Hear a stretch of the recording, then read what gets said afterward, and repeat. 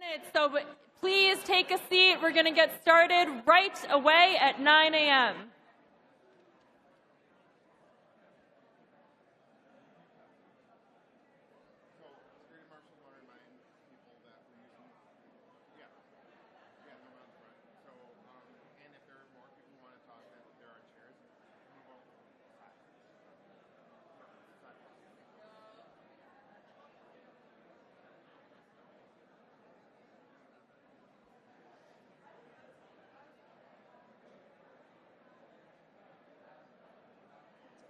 We're starting in 2 minutes. Please take a seat.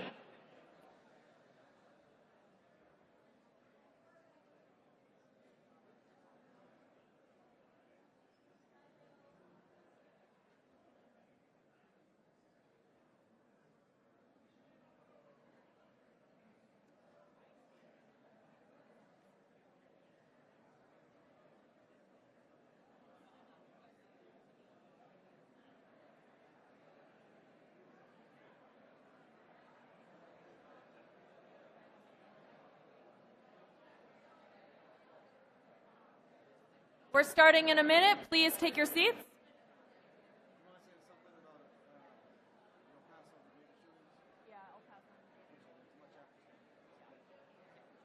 Oh, I'm going to say that from the front. I was just going to say that. No, that's fine.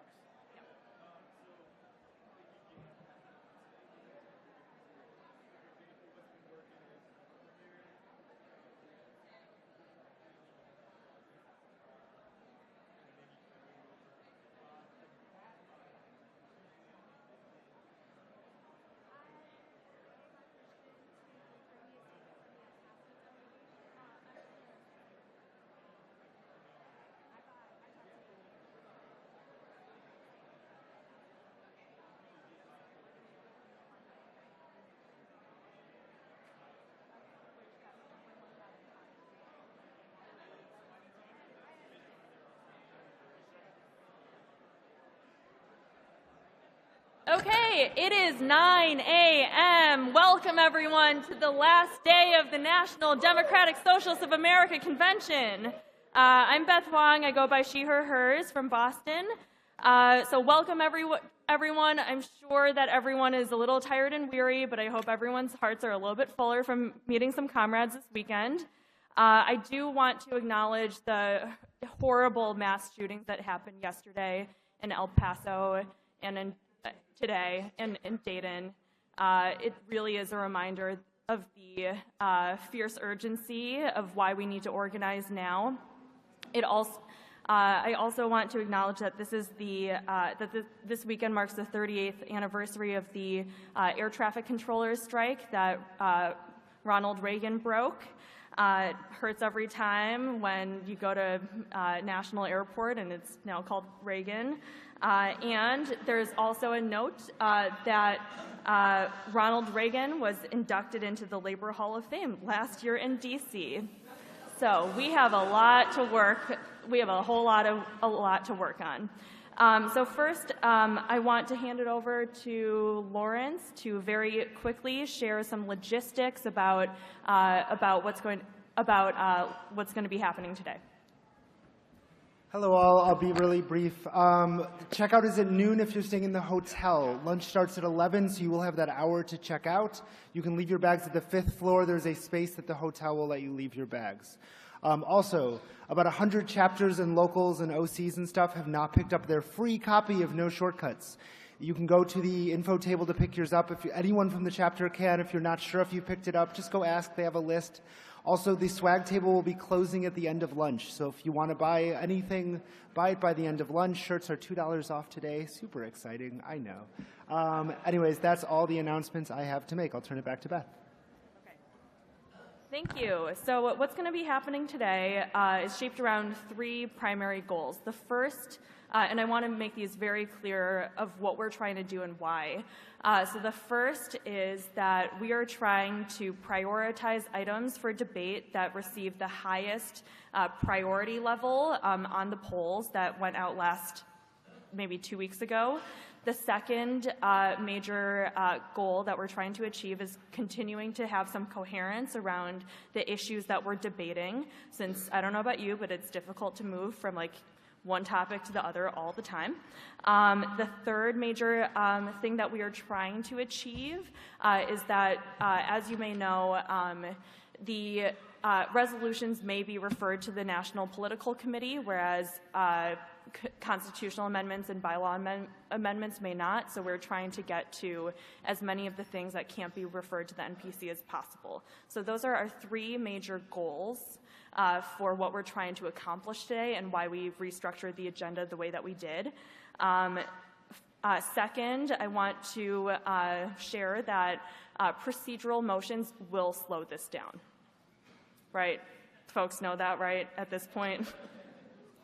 So just keep in mind, as you're making procedural motions, that every minute that we spend on procedural motions, we are not doing debate on substantive issues. Second, or third, I want to remind everyone of the community agreements that we started the convention with, that we recommitted to yesterday. We want to respect each other. That means using ASL applause. That also means no hissing, no booing. We have a limited amount of time with each other, so let's really try to have debate on the things that we agree on and disagree on. The last thing before we start debate, oh, sorry, I have a few more things. So we won't be announcing the NPC until later today after lunch. I have two requests from the marshals. The first is, so in that third mic, it's like a tyranny of structuralness, right? There's no hierarchy between the interruptible motions, so you just kind of need to negotiate amongst yourselves. You should talk to Graham Denovan. Thank you, Graham. Ask Graham about what you're trying to do, and he will try his best to help you. So again, there is no hierarchy of all those interruptible motions, which is why that third mic can be so chaotic sometimes. And then another request from the marshals. So we have those seats up front for people who want to speak on items of debate. We don't want any mobs, or we don't want like 30 people like we had yesterday at the front. So if there are more people than there are seats, the marshals have asked that you line up against the wall. So, go on the side and then go around instead of mobbing the front. And then finally, friendly reminder, if you have an idea, a question, phone a friend, text someone, ask someone before you get to the mic, please. Okay, so with all of that, I'm going to start debate by announcing the results of the two online votes from yesterday. The first is the package of those three amendments. I think it was Cuba Solidarity, BDS Working Group, and decolonization. But that passed by a vote of 546 to 433. Then there is the online vote on adopting Resolution 32, Labor Strategy in the DSLC. That passed by a vote of 475 to 465. Okay. Okay.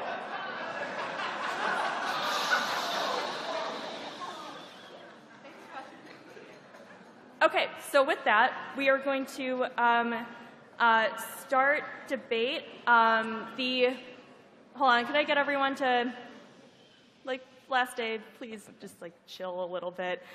So we're going to, let me go through what we're trying to debate today. So the first is starting with the financial resolutions, equity for amendments, which, according to the first morning of debate, we moved CB 29 equity for amendments before CB 2, and then we have which is national pays stipends to chapters. Next we have resolution on grassroots fundraising and small chapter growth. Then we have CB 23, nobody is too poor for DSA. and then Resolution 37, DSA due split, and the related amendment.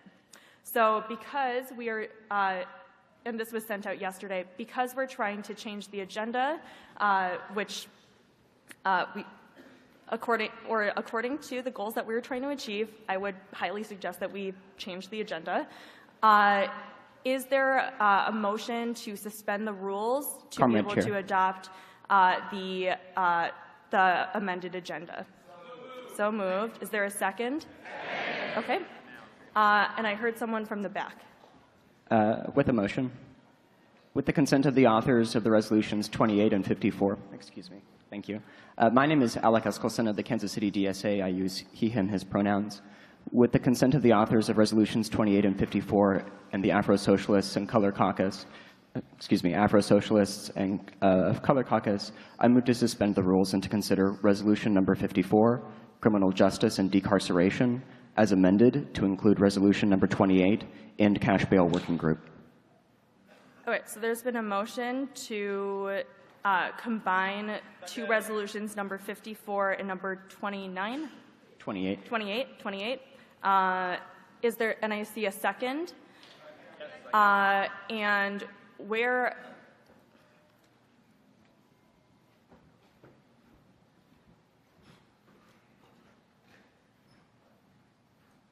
okay, and then where do you want that to be? And okay, so there's a motion to maybe not to combine, but to package them together. I can. More or less. Yes. I heard a second. I would like to limit debate on these procedural motions, please. Is there any objection to combining those two for debate purposes? All right, seeing none, we're going to put those together. Although I do believe you had another intention, because right now it's lower on the agenda. I can reread the motion as we'd written it.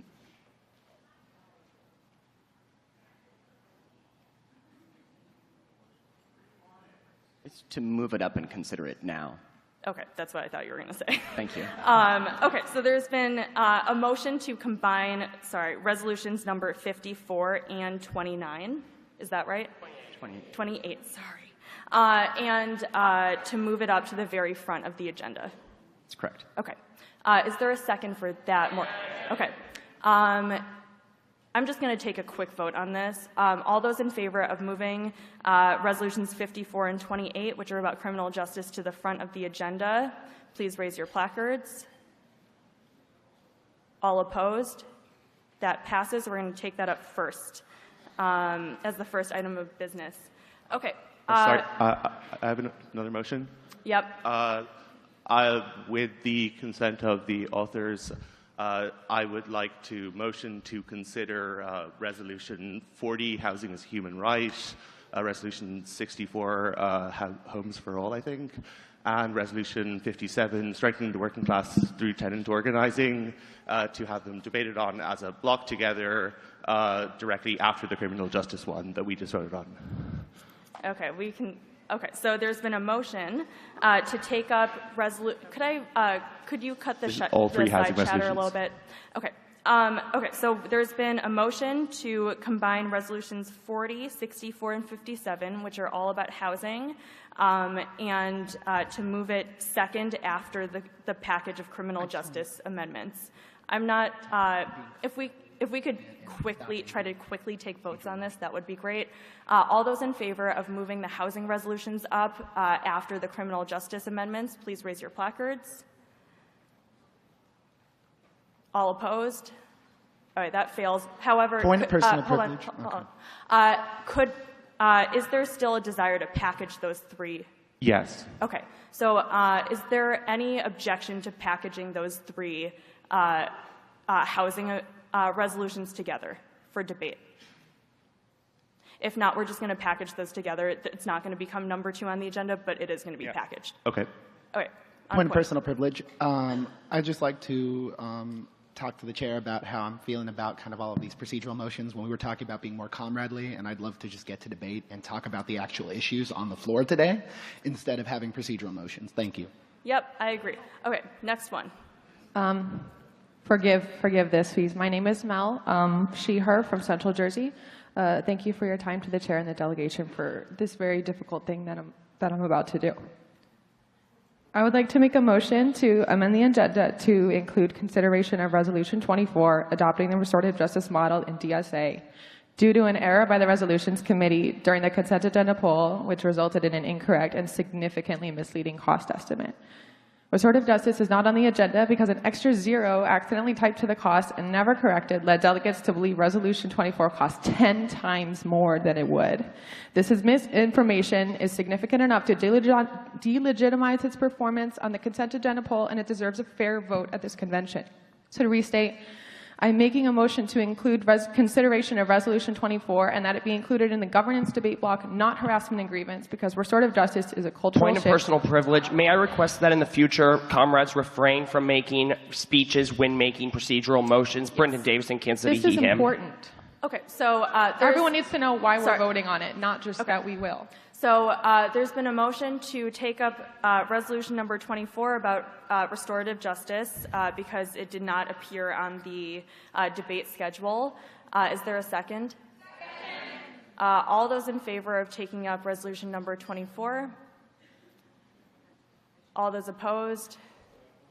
That carries, but it's going to be at the end. Okay, are there more procedural motions? Or can we please move on to debate? I'd like to make a motion. What's your motion?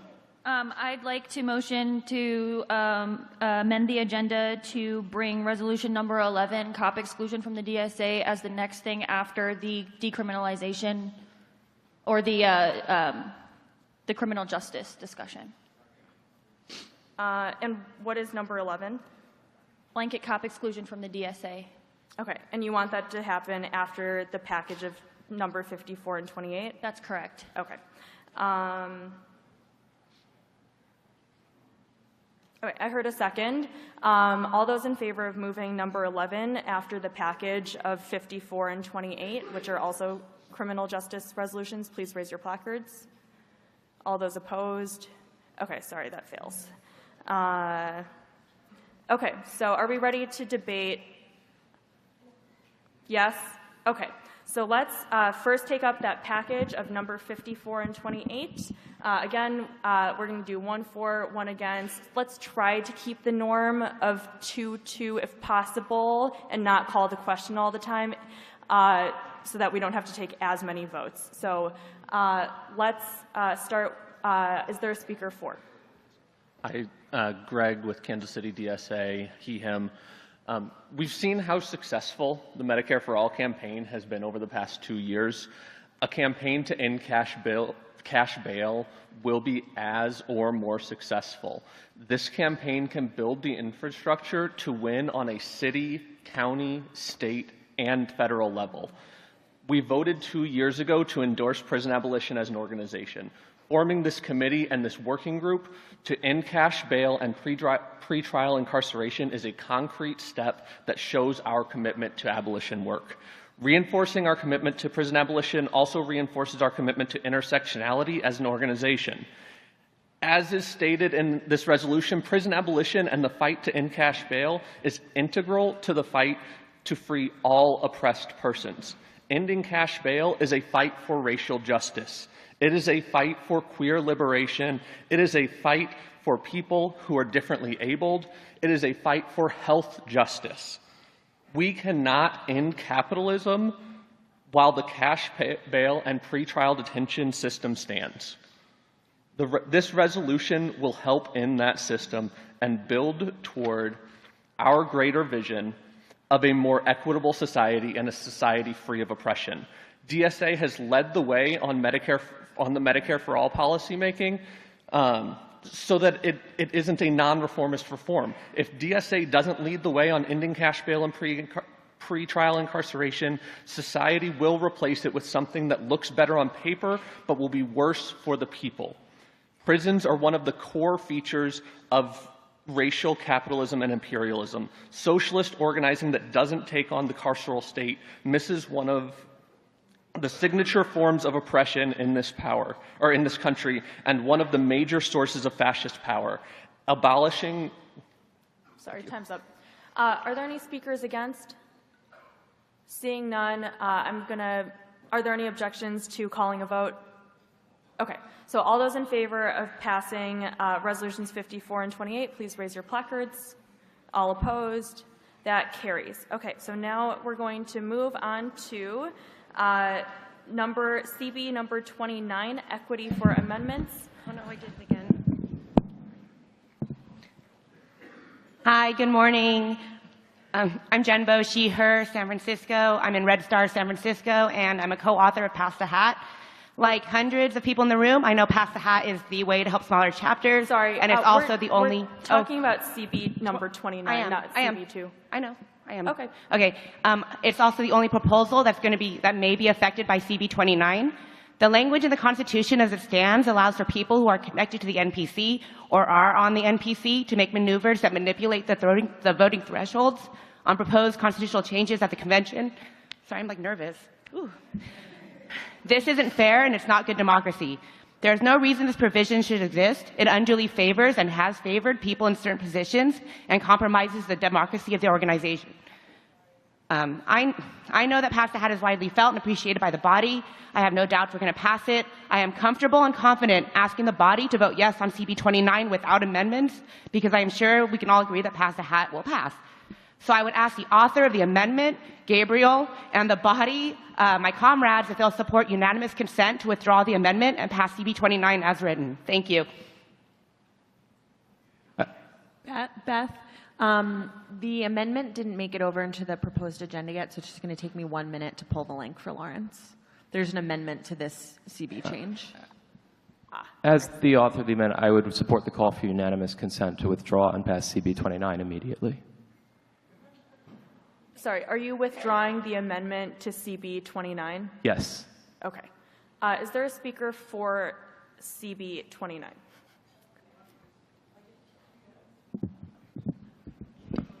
Sorry, I'm really short. Hi, my name is Ella, she, hers pronoun, New York City chapter. This amendment would get rid of an obscure clause in our Constitution which allows the threshold for constitutional amendments and bylaws changes to go down to a simple majority from 2/3 if the MPC discusses it at least 3 months prior to the convention. I learned about this part of our Constitution in a spring MPC meeting a few months ago when an agenda item about Pass the Hat was added by Zach Ecola to our meeting. It was an intense weekend of convention planning. We took no position on Pass the Hat. It was a very small discussion, and it was Point only... of order. Sorry. On point. I thought we already took a for speaker. Should we take an against for CB 29? That was the for speaker. If we could just allow the person who's currently speaking to continue, I'll take a speaker against in a moment. Let's just have some patience. Allow the person who's speaking to continue. Okay. My understanding was that Jen motivated the amendment. Oh, sorry. It was only afterwards that I understood that this small discussion had the effect of lowering the threshold for Pass the Hat to pass at convention.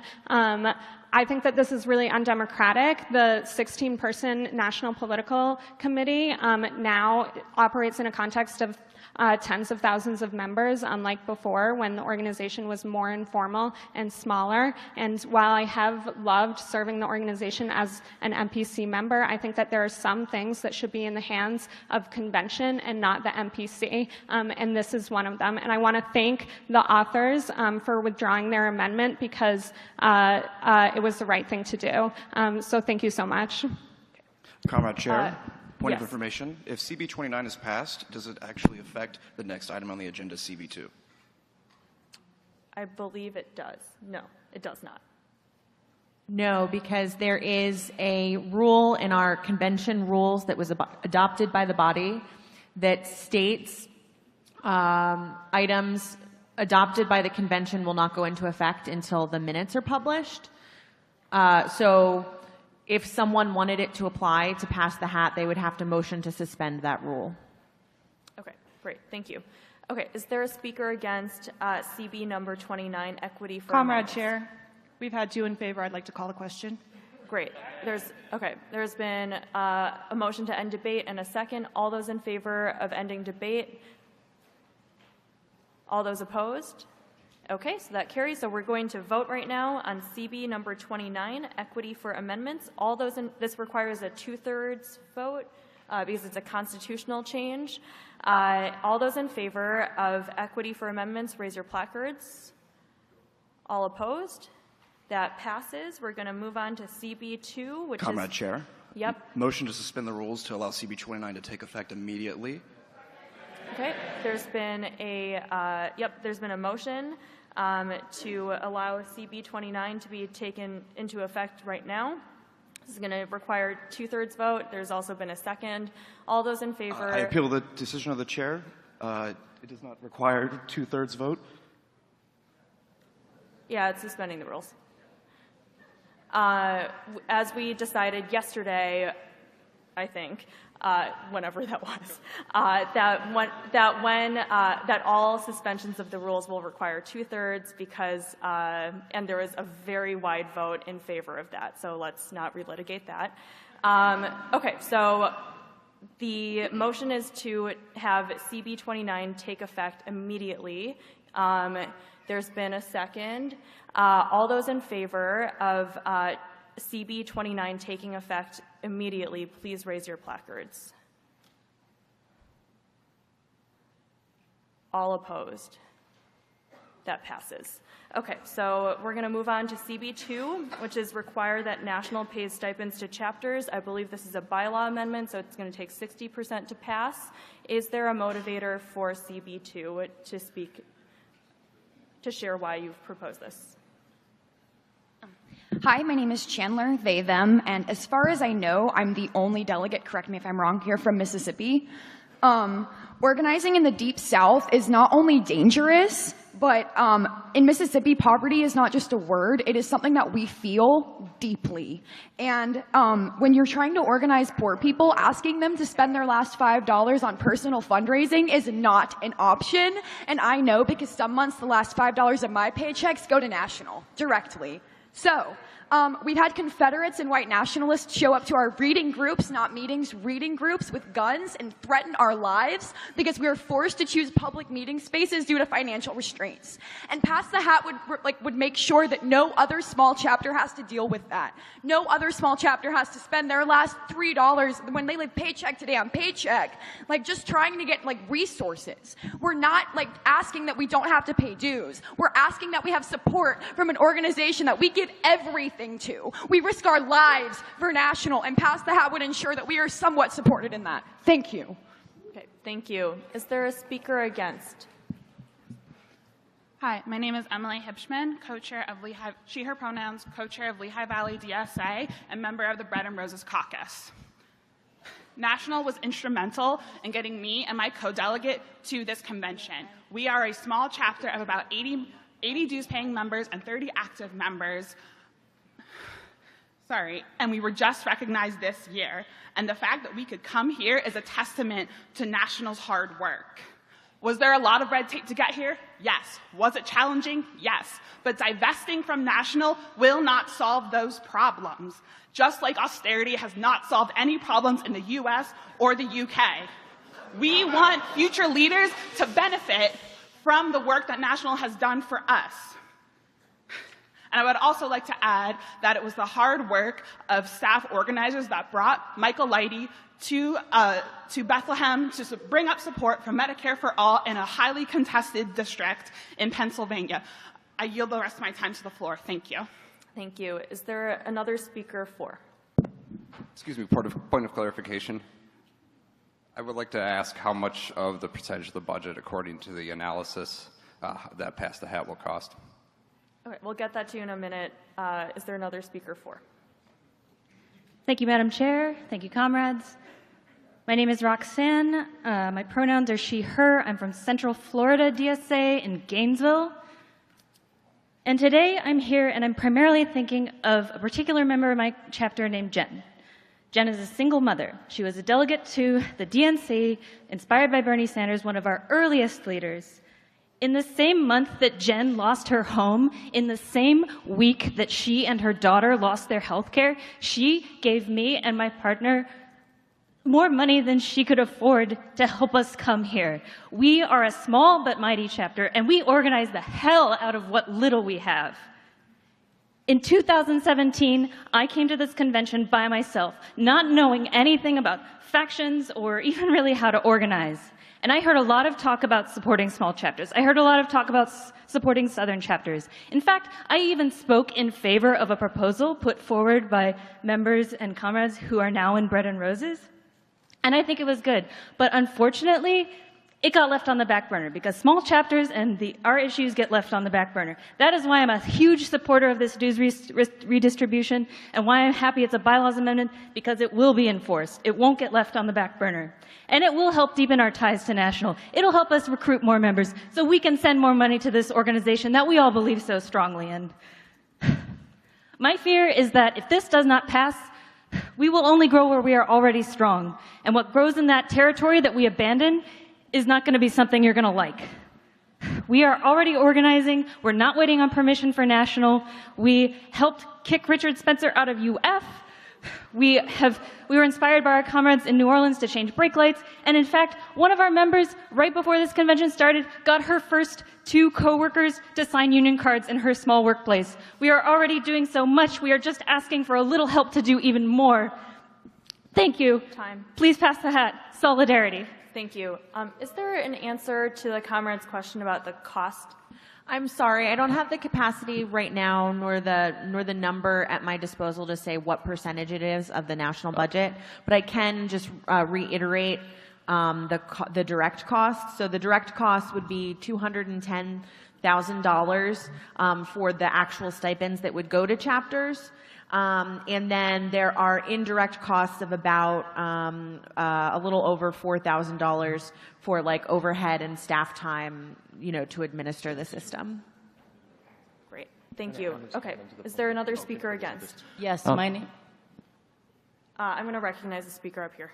My name is Natasha Fernandez Silber, pronouns she, her, they, them. I'm the co-chair of Metro Detroit DSA.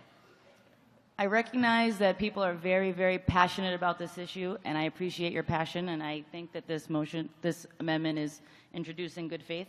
But I would like to calmly point out some fairly obvious problems that I think should be noted.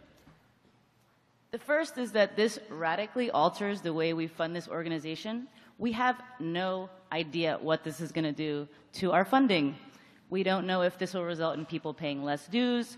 We don't know if this will bankrupt our organization. So why would we want to put it into the bylaws and resulting in us not being able to reconsider it for 2 years? This is something that shouldn't be so inflexibly enforced in our organization. I would also like to point out that this doesn't solve the problem that our comrades have pointed out. $100 would go to chapters regardless of need. The richest chapters would get $100. The poorest chapters would get $100. I'm going to leave it at that. Okay, thank you. Is there I see someone at mic 3 who I will recognize. Good morning, Madam Chair. I'd like to be recognized. My name is Hemin Cho, she, her, from San Francisco. I would like to call the question on Pass the Hat. Okay, so there's been a motion to call the question to end debate. Is there a second?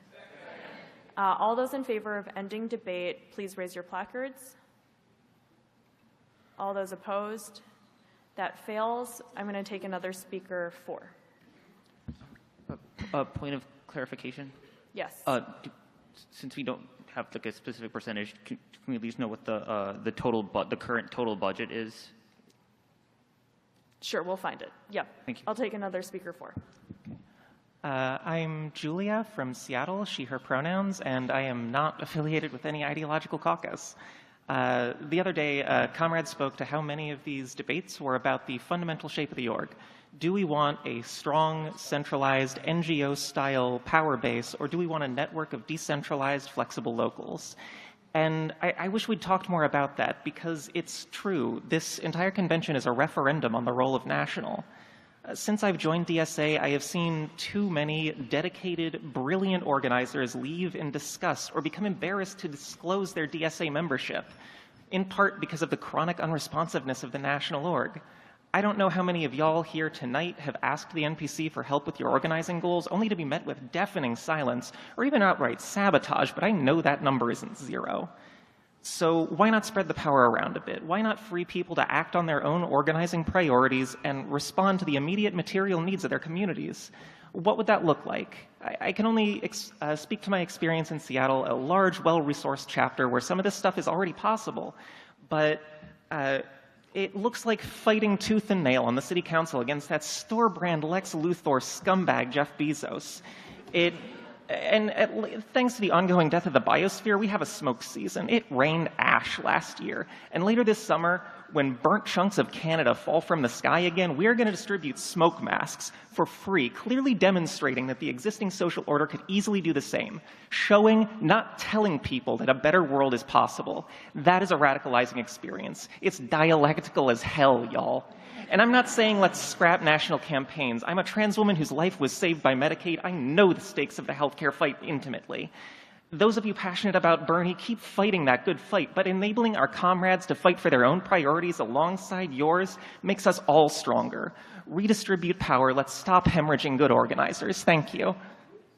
Thank you. Is there another speaker against? Hello, everyone. I'm Michael, she, her pronouns, co-chair of New Orleans DSA. So to the comrade who spoke about the needs of chapters organizing in the Deep South, my chapter started 2 years ago with 5 members. It took us a year to open up a bank account and get incorporated, and about 50% of chapters do not have bank accounts right now because we don't have the support from national to set up those basic financial structures.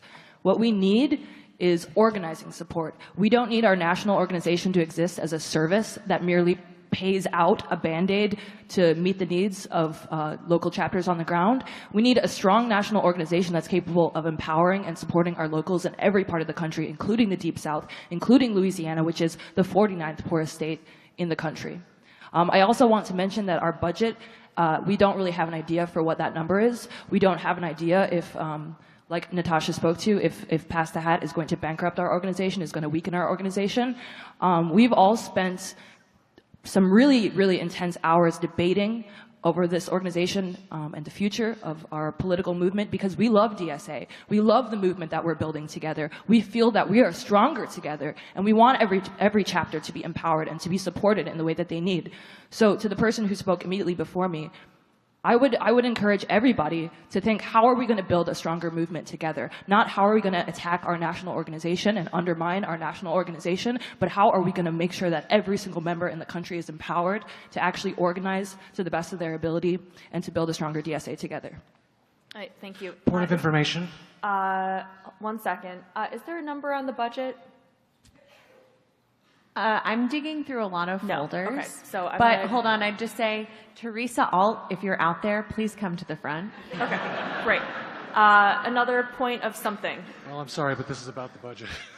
Point of information. Can you tell us how the $210,000 figure was calculated and any assumptions that were made? Can you detail how those were made and compare those numbers to what the current number of chapters and incorporated chapters are? Thank you. All right, we will get that to you sometime. All right, is there another speaker for? I have a point of information. What's your point of information? Hi, my name is Eamon, he, him, from Philly DSA. Can the Comrade Chair please ask the Treasurer to tell us if an additional $200,000 budget expenditure would have bankrupted Philly or DSA in 2018 or 2019? Well, we will have more information about financial impact in a moment. Let's try to keep our points of information as clarification-based as possible and not points of debate. Thank you, Comrade Chair. Move to a speaker 4. Hi, everybody. I'm Caroline She, Her, and I'm an at-large delegate from DSA Kern County Organizing Committee in rural California. And I want to strongly urge you to vote in favor of Pass the Hat. Kern County DSA is a relatively small organizing committee and has only been around for 6 months, but we are already getting stuff done in a very hostile environment. We have a world-famous problem with police brutality. The Guardian did a 5-part series on us about the fact that Kern County has the deadliest cops in America per capita.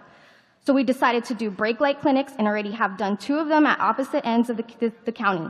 The first with direct assistance from DSA LA's Mutual Aid Committee.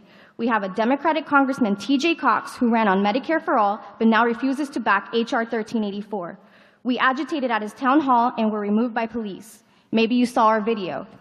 We had a rally at his office in conjunction with our comrades in Fresno, where we printed out and displayed all the hundreds of GoFundMe campaigns from every city in his district. Additionally, we're starting to organize tenants unions, we're helping host Know Your Rights events, and we're getting ready for Bernie canvassing. We started with 6 people in February and now have a total membership of nearly 60.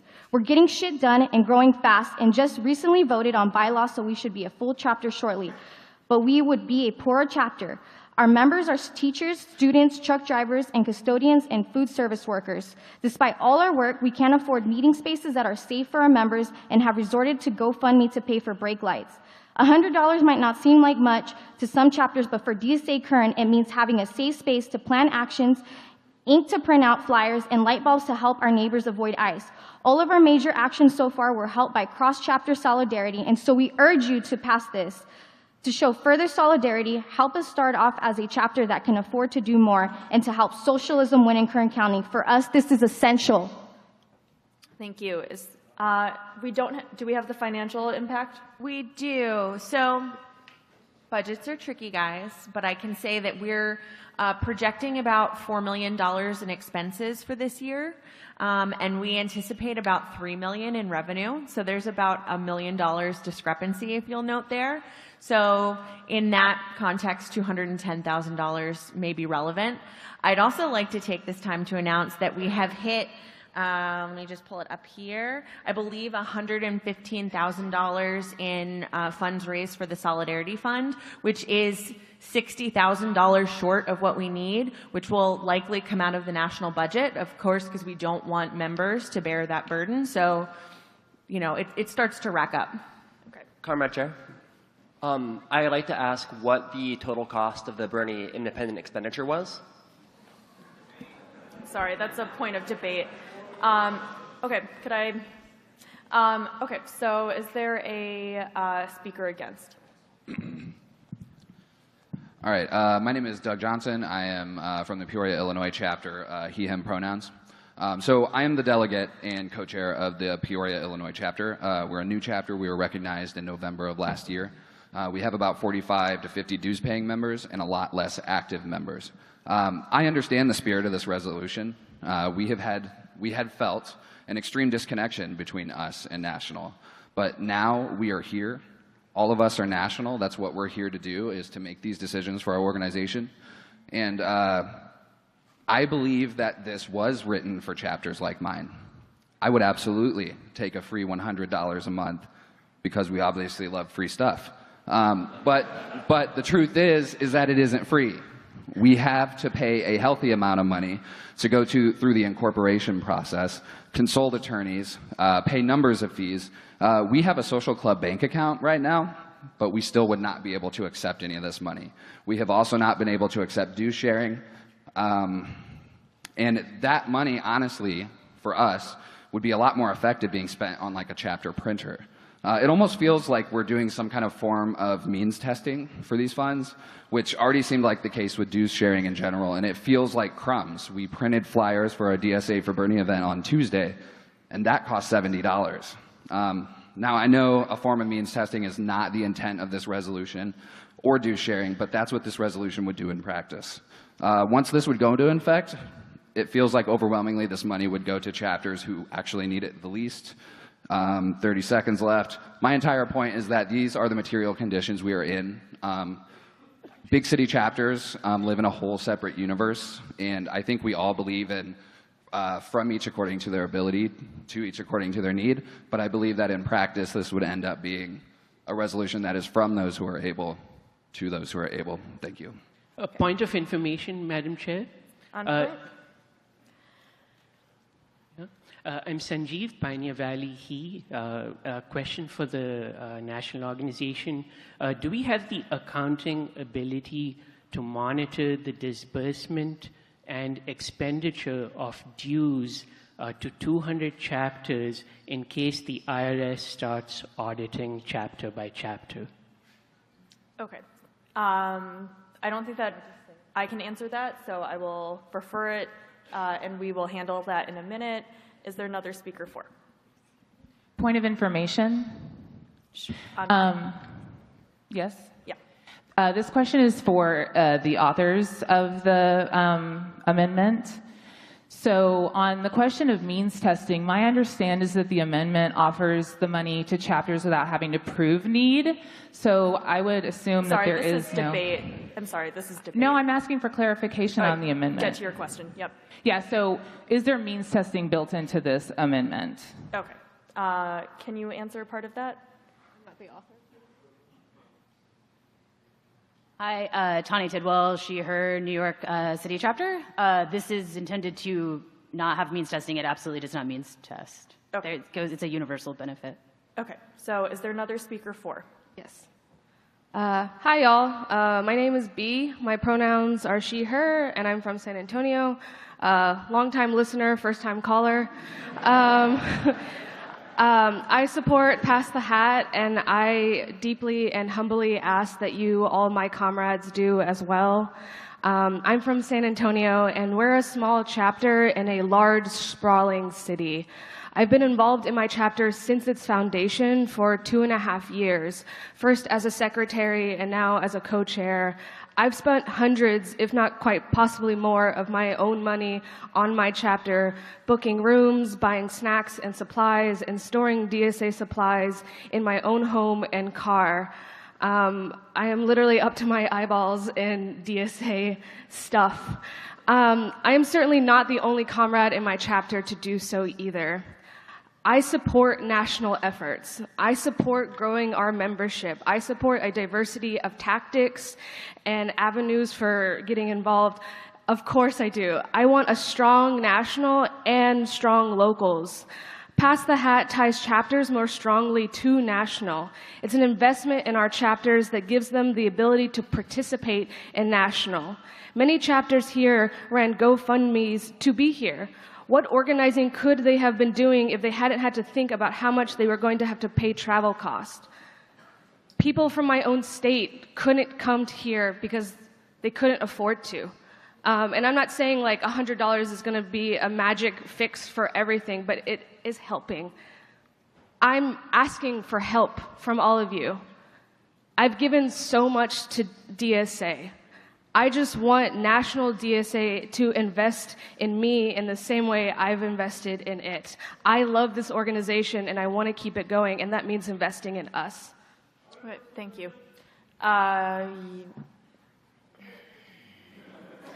Can folks in the front stop jumping up and down? It's making people uncomfortable. Thanks. Yep, okay. So please, I know that people are really excited on all sides.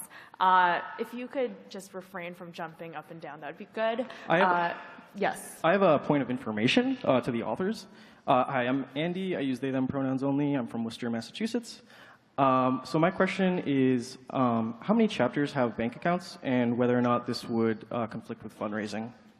Do you know that off the top of your head? Yes, I do. Again, Tani Tidwell, she, her, New York City DSA. Currently, about 60 chapters have bank accounts, and this should not conflict with fundraising.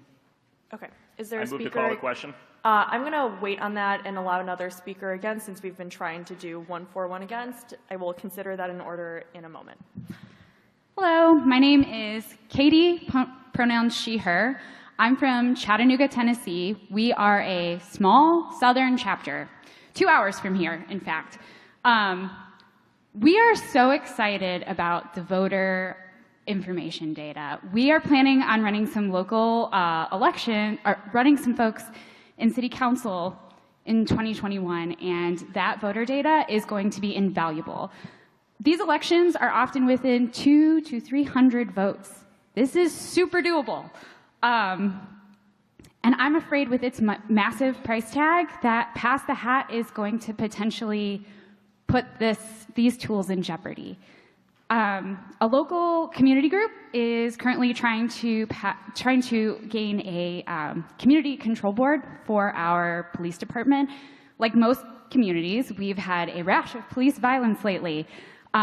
When they asked our local Democratic Party if they could have access to their voter data, they said no. This is something that we can provide to our coalition partners who are fighting the good fight in the streets. You know, these are valuable things that we can get from national to make huge differences in our small communities in the South.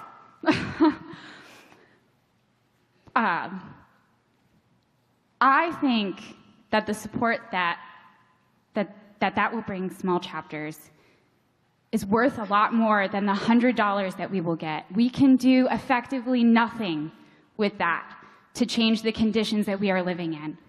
Please do not support Pass the Hat. Please support small chapters who are making big changes in their communities. The floor. Yeah. Okay, great. There was a motion to call the question. Is there a second? Point of information. All Point of those in information. favor of closing debate, please raise your placards.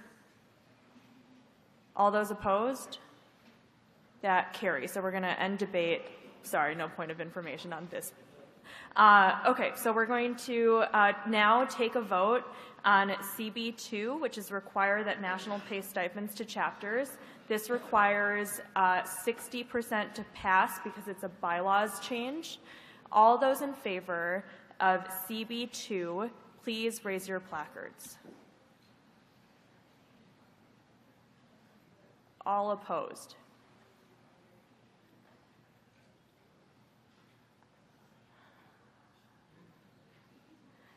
Could I see that again? Okay, all those in favor of CB number 2, please raise your placards. All opposed?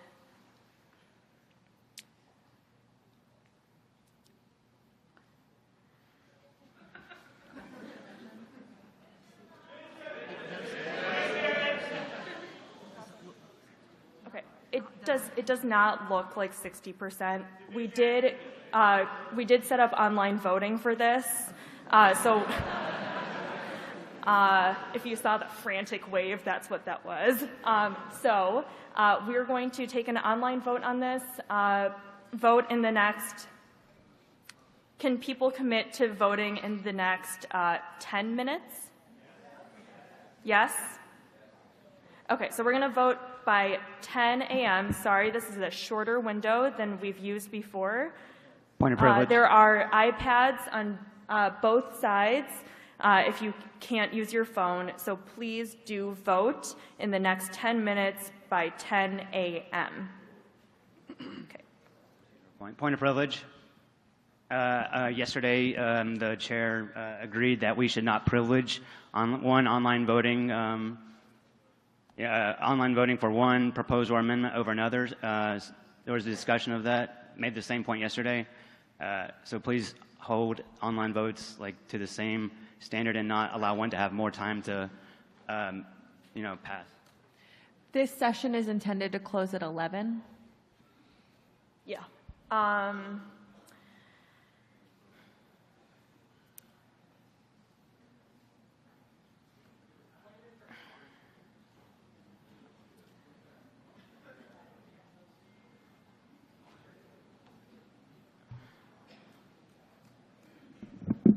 Correct me if I'm wrong, but didn't the chair rule that the chair would announce the amount of time for each vote and not that each vote would be the same? I think so, yeah.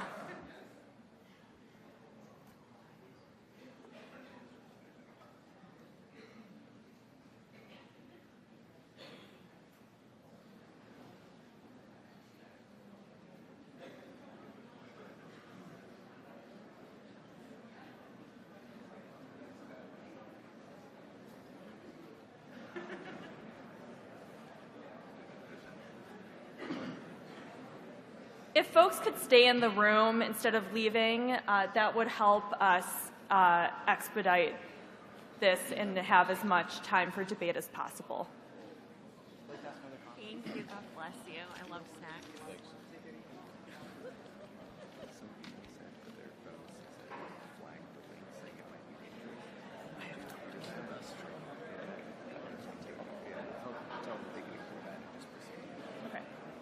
If you are getting a notice, hold on, could I get folks' attention? If you're getting a notice that, or your phone is flagging the website is dangerous or something, just ignore it. Democracy is good, actually. There are tons of iPads, so please do use an iPad if you see something weird.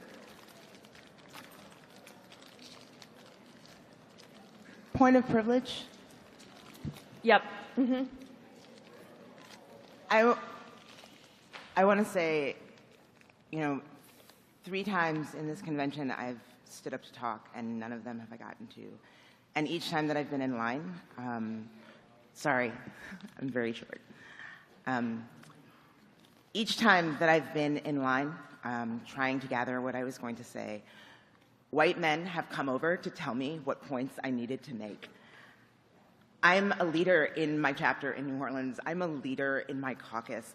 I don't need to be told what to say. I've seen identities used as weapons in this room over and over again, and I'm tired of hearing myself spoken for.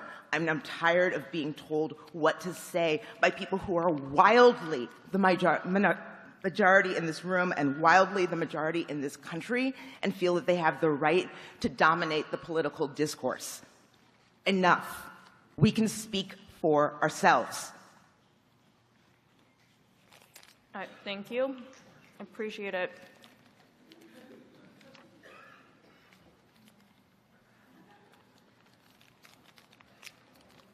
All right, let's maybe take like 2 more minutes before we resume debate. You still can vote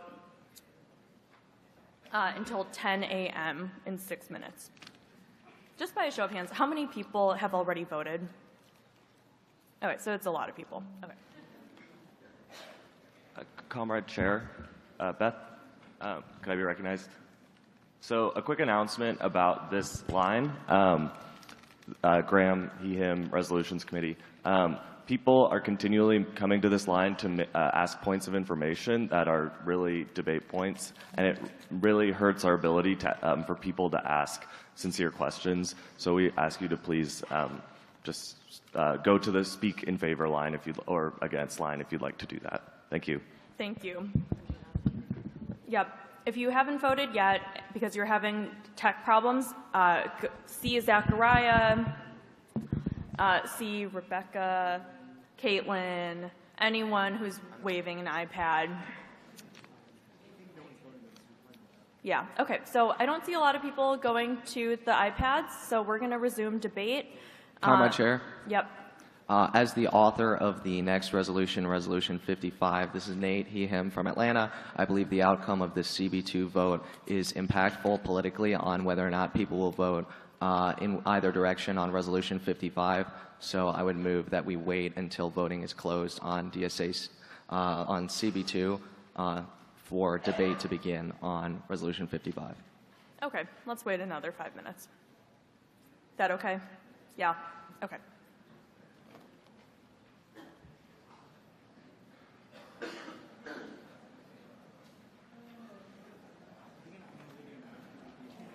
Yeah, go ahead. All right, since we have 5 minutes and most of you have voted, so 1, please continue to stay in your seats. There are some logistical things, so I'm going to... Really small. Yep, go ahead. Hi, if you're an alternate in this room and you saw your fellow delegates get a really cool bag when they checked in and you are jealous, we have extra ones and we would love for you to come to the registration table and pick one up because we don't want to have to take them home. So just show your alternate ID badge and they will give you one. Thanks. Or volunteers as well, or anyone who didn't get a bag, basically. Okay, so actually, hold on. Could everyone please stay in your seats? So since we still have 4 more minutes in voting, before we go into Resolution 55, I'm going to ask that comrades from El Paso who wanted to make a statement to make a statement. Where are you?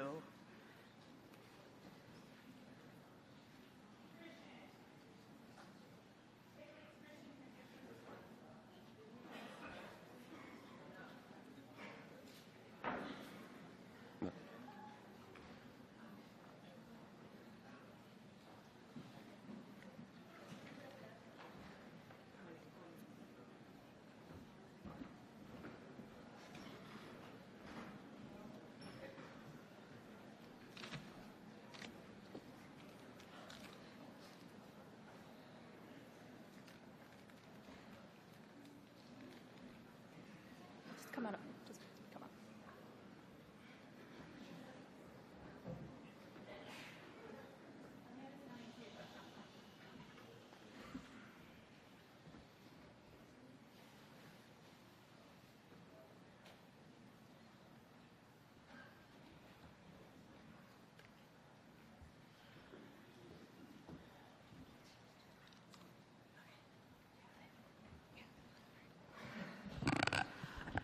Hello, everyone. Can I get all our Texas delegates, if you're able, to stand, please?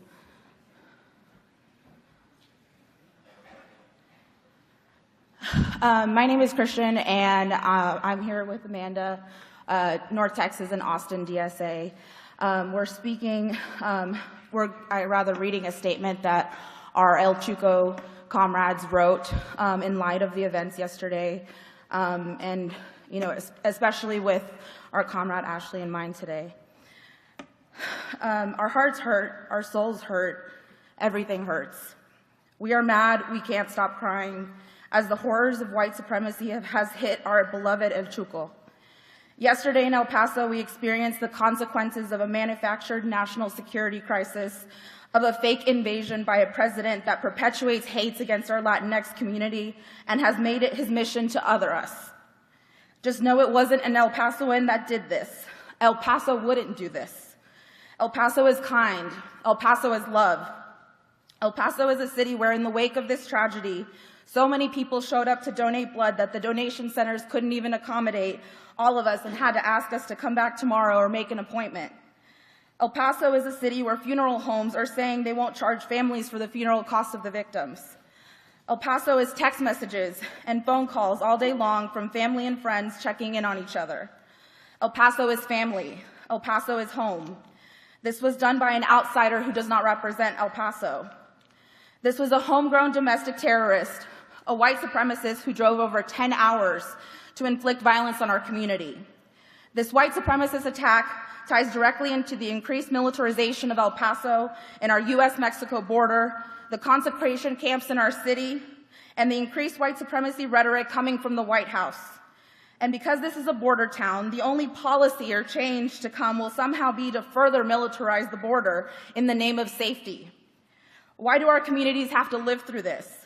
Why are we expected to show how resilient and united we are in the face of white supremacist violence instead of naming and denouncing it and fighting back? We are forced to live under the terror of white supremacy every day in our community, where we have children in cages and barbed wire lining the walkways of our pedestrian bridges crossing Ciudad Juarez and El Paso. When some of our very victims of this attack drove themselves home as opposed to receiving much-needed medical care because they were in fear of being deported.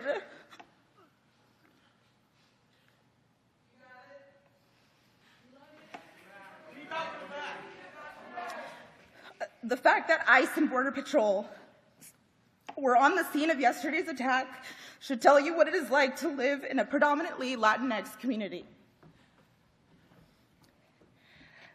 I know that this was an act of gun violence, but this tragedy goes far beyond just guns. We cannot let the focus be politicized by either political party. We have to understand that this was fascism. This was white supremacy violence that directly targeted our community for the sole fact that we are over 80% Latinx. We cannot let this be another shooting brushed under the rug that is soon forgotten. This will not be a rerun. We have to do something. We cannot let people forget about what happened to us and our community. We have to come together and protect ourselves because white supremacy is here, it's been here, and it won't go away until we make it go away. We have to figure out a way to make sure that these victims don't just become another forgotten mass shooting wrapped up in politicking. It is clear that there is a target on our back as a border community and as a community of color. I ask my fellow DSA comrades to please, please, please refocus after this convention is said and done and realize what communities like mine are being faced with day in and day out under a fascist regime like the Trump administration. The El Paso community and all who support us will mourn this tragedy as we should, but let our tears and pain transform us into political consciousness and action. Thank you.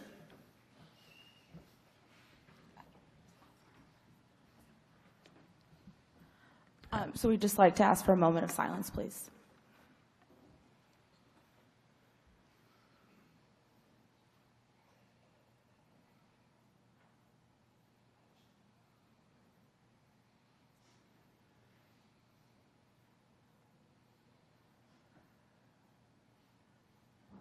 Thank you. Thank you, comrades. So, a reminder that we need to love each other and protect each other for liberation. Okay, so I'm now going to announce the results of the vote on CB2. It fails by a vote of 450 to 543. So now we're going to move on to resolution number 55. Is there an author of resolution 55 who is ready to motivate the resolution?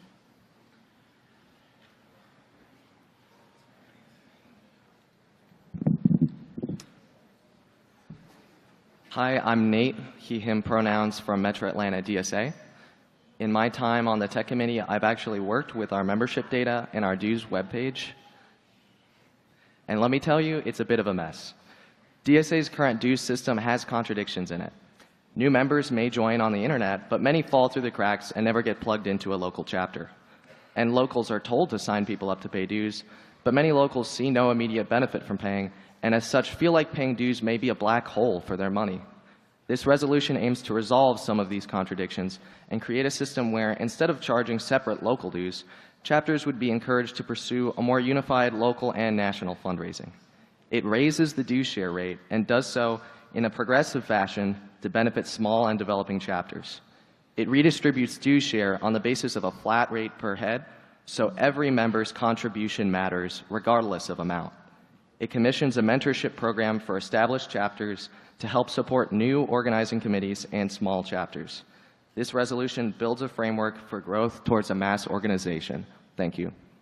Great, thank you. Is there a speaker against? Comrade Chair, I have a point of order. Yes. Hi, Marianela Sheher, Chicago DSA. I know that some comrades submitted an amendment to this resolution, and I don't see it on the agenda. Okay. I'll get it up. 1 second. Thank you. Is there a speaker against, or is there a speaker who wants to motivate that amendment? I can motivate the amendment. Okay. Yep.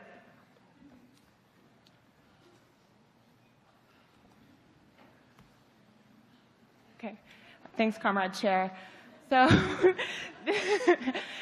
this amendment would make Resolution 55 the only resolution that we're considering today capable of closing a big gap that I have been witness to for the last year that I've served on the MPC, which is that unincorporated chapters have a really hard time receiving support from national.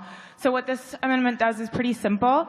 It tasks the MPC and staff with coming up with some kind of method for unincorporated chapters to receive their share of dues. So it's a few methods that are suggested, and it would make sure that not only those 60 chapters that were mentioned earlier that have bank accounts receive dues sharing, but all chapters across DSA receive their share of dues. Thank you. Okay, thank you. Is there a speaker against the amendment? Seeing none, let's vote on the amendment about unincorporated chapters. All those in favor of the amendment to Resolution 55, raise your placards. All those opposed? That passes. And we're back to debate on Resolution 55 as amended with the new language about unincorporated chapters. Is there another speaker in favor of Resolution 55? Thank you, Chair. My name is Tim. I am a member of Honolulu DSA, or delegate with them. He, him pronouns. So I'm really excited about this reso and think it goes well with our goals to hit 100,000 members. From the perspective of founding a small chapter that is physically distant from a lot of the resources on the continent, but still grew from 3 members to 150, there were many needs with capacity in that process, including money. I resonate with many of the needs expressed throughout the days. You know, our office was my car for a long time. I struggled with meeting spaces. This is all while I was making less than $25K a year. I had to run GoFundMes to come to national events. We started the chapter in early 2017. It took us until 2019 to create a bank account. That is why, to me, mentorship from national organizers, chapter buddy systems, workshops and trainings, national campaigns, compliance advice have been invaluable to me so that we can get to that level. I believe that this resolution is a fundamental part of that strategy of support, which is the kind of support I want from our national organization. You know, we've passed incredibly popular priorities overwhelmingly, such as the Green New Deal reso. I'm proud to be a part of the national project of DSA, so I support Resolution 55 to support small and growing chapters so that we can actually win on those priorities. Thank you. All right, thank you. There's a comrade at the mic. Yes, please. I move to suspend the rules to allow an amendment. Okay, there's been a motion to suspend the rules to make an amendment. Is there a second? All those in favor of suspending the rules to allow an amendment from the floor, please raise your placards. All those opposed? That fails. Okay, so we're back on debate on resolution number 55, which is about fundraising. Is there a speaker against? Seeing no speakers against, does anyone object to ending debate? All right, we're going to close debate and vote on resolution number 55. This requires a simple majority to pass. All those in favor of resolution 55, resolution on grassroots fundraising and small chapter growth, please raise your placards. All those opposed? That passes. Next, we're going to move on to CB number 23. Nobody is too poor for DSA, redefining a member in good standing. I'm going to hand over the chairship to Natalie Madiri. Is there someone to motivate number 23? Yes.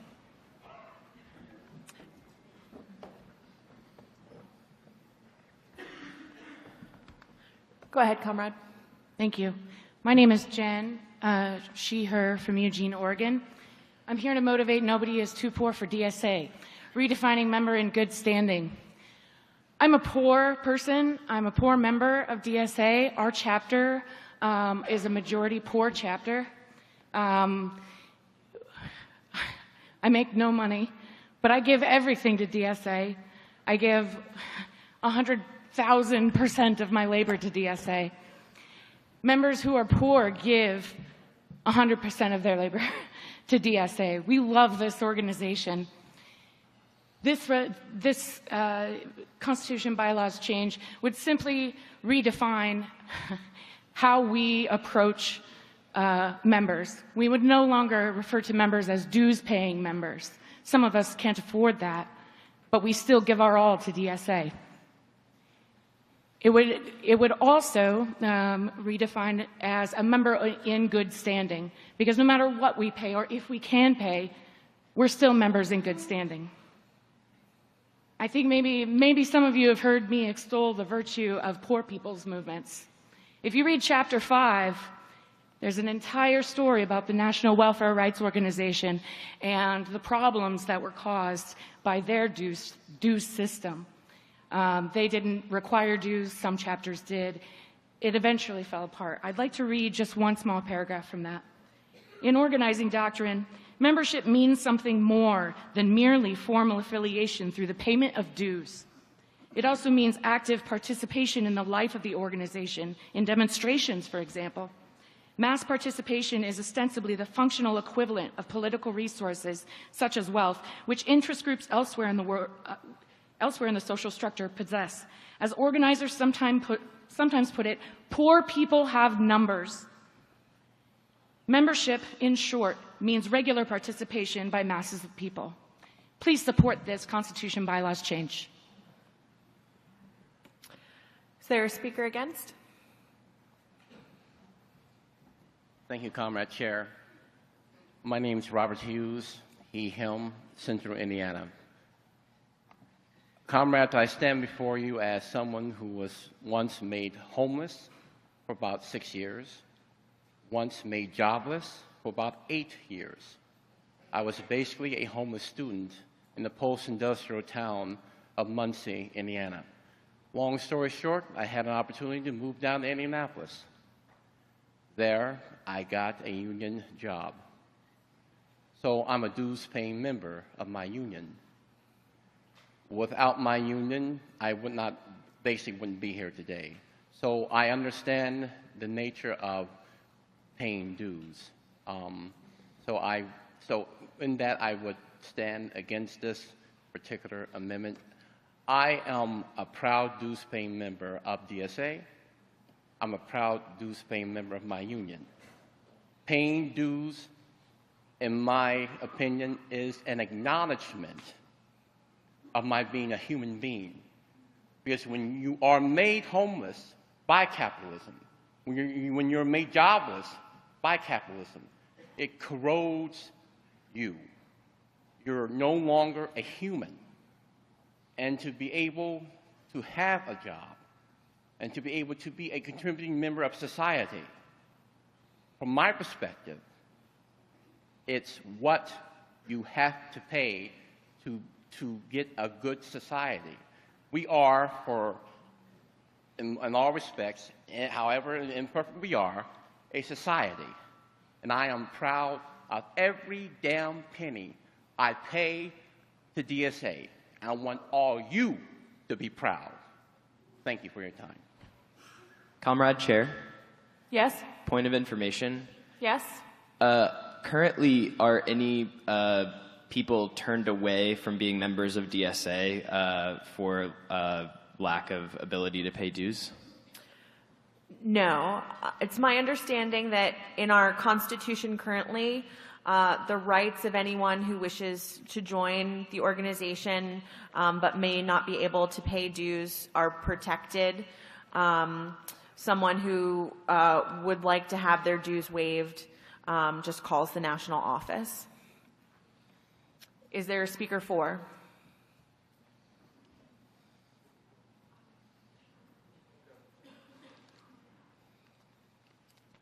Hi, my name's Becca, and I use they, them pronouns. I'm from Pittsburgh, and on Monday, I lost my job, ending the first period of financial stability I've ever had in my life.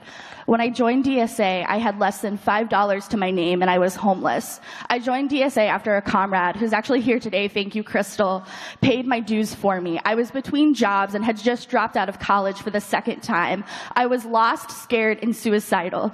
DSA meetings became my rock. Pittsburgh is deeply committed to snacks at meetings, which I am deeply thankful for, as those were among the rare meals I was able to count on. CB 23 also removes the only gendered language in our Constitution and would make sure that the DSA Constitution is inclusive of gender nonconforming and non-binary comrades. As a co-author of CB 23, I've been asked, why don't we just make dues arbitrarily small, something like $5, a cup of coffee? Please hear me when I say that when you have 86 cents to your name and no groceries to eat, $5 is insurmountable. I have also been asked if this would create a system of paper members who join but don't contribute. Please hear me when I say that a socialist organization should value its members because of how much they're able to contribute. Or we should not value because of how much they are able to contribute. We should value them because our lives are inherently important. Please hear me when I say that nobody is too poor for DSA, and please vote yes on CB 23. Comrade Chair, point of information. Yes. Colleen Sheeher from Denver. Can someone please explain like the implications of this definition change for various bylaws, the organization? Like a specific question I have is how would that impact the counts that National has and the tracking of members if there are members who are not paying dues, if at all?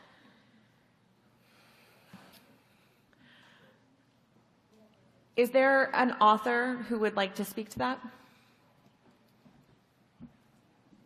Hi, Matt Rubin, he, him from Pittsburgh. So currently our Constitution and bylaws actually have really inconsistent definitions of membership.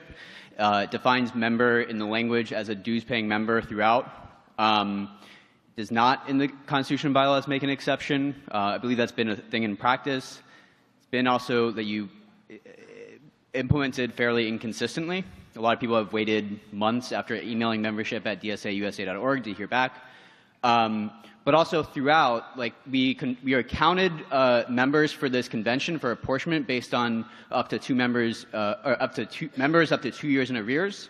So one of the things this does is simplify it so that you are a member in good standing if you make an active commitment to the organization, either by paying dues, being a lifetime member, or being a part of a family membership, or by, on a yearly basis, recommitting to the principles of the organization and stating that you have an inability to pay dues. So I hope that answers the question. Madam Chair, I seek recognition. You're recognized. I would like to call the question. In keeping with our practice of balancing debate, I'm going to ignore that for a moment if everyone's okay, and just balance the debate and then return to the call for the question. You're recognized, comrade. Julian Trujillo, Albuquerque DSA, he, him pronouns. So I come from a small chapter in the middle of the Southwest. Our membership is not massive. We're a geographically massive chapter. But on paper, we have 160 members on paper and less than 30 active. The idea of striking the idea of dues paying members, it's frustrating because paying dues shows a commitment to the organization that is not just fulfilled by sheer work. It's also a financial commitment. It's tying us to the organization as a whole. I'm a member of the IWW, and whenever I look at my red card, it reminds me that I am part of something bigger. Every time I pay dues, it reminds me that I am part of a historical movement in this country, and understanding the cost that what those red cards mean. My chapter, through fundraising efforts that we have worked tirelessly over the last 2 years, we are able to sponsor dues to members that ask. And it's not means tested. Anybody can come up to us and ask and tell us, hey, I need membership sponsorship. That's something that's already being done at the chapter level, because it matters. And those members that do have their dues sponsored, it furthers their commitment to the cause of our chapter and building this organization in our community and in our country.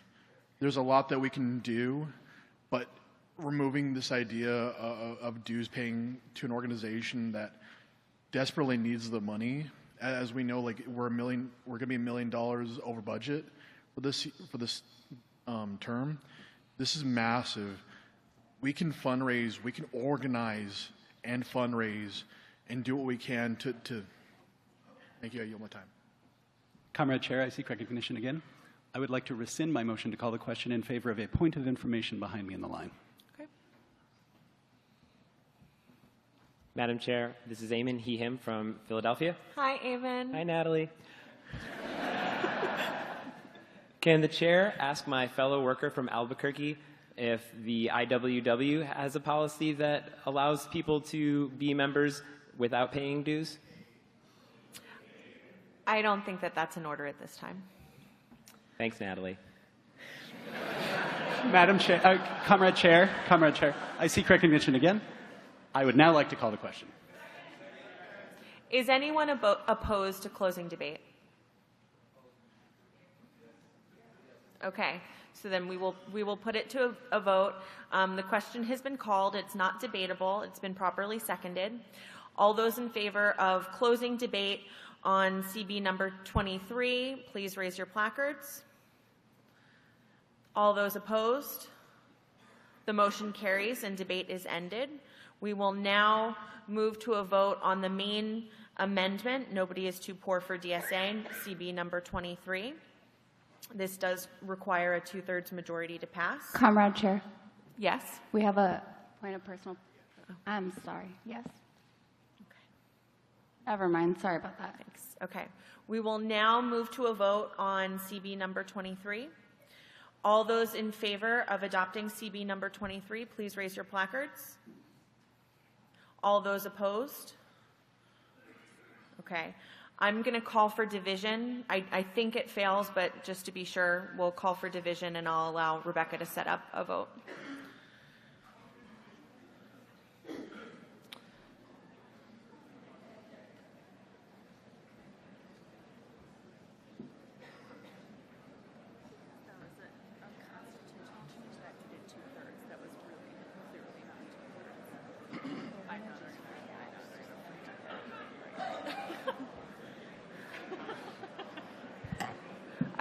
Please keep it down. I'd like to recognize a comrade here. Point of information. Yes. My name is Ben, pronouns he, him, from Kern County, DSA. This is a socialist organization, is that correct? This sounds like it might be debate. State your... I just wanted clarification. That's out of order. Please sit. I recognize the speaker at the points mic. Comrade Chair, thank you. Point of personal privilege. I know that I am not the only one. Since other times that I've spoken, I've had other comrades thank me, but I have had to leave this floor several times from the gendered language. I am being excluded when the floor is addressed as guys. Please use comrades. Yes, I will. Thank you. Okay. We are now just waiting for Rebecca to load up our vote. I'd please ask that folks try to stay in the room and keep the noise level down. I see another speaker at the points mic. Thank you, Comrade Chair. Point of personal privilege. As a non-binary person, I'm deeply upset that the mention of striking gendered language, which is completely different than the motion that is currently being considered, was used to move this amendment. And if the comrade that used that wants to work with me to amend the Constitution, let's do it, but let's not introduce that into this debate. Thank you.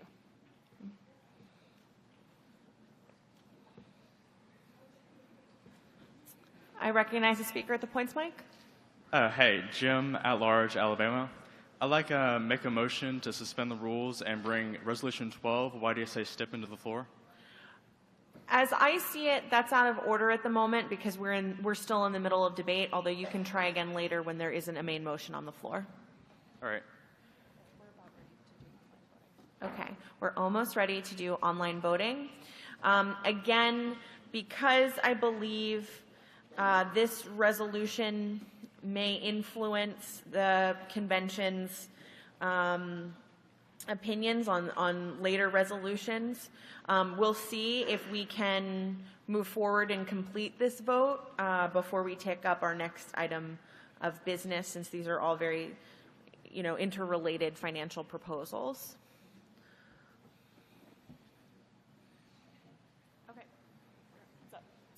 Okay, it is live, and as per usual, if you need to use the iPads, we have iPads on the sides.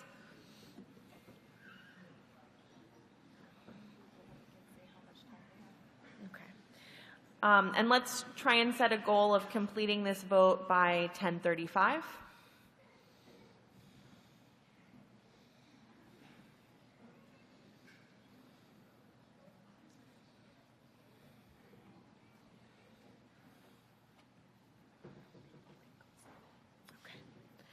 And I will read out the link. It is, again, case sensitive.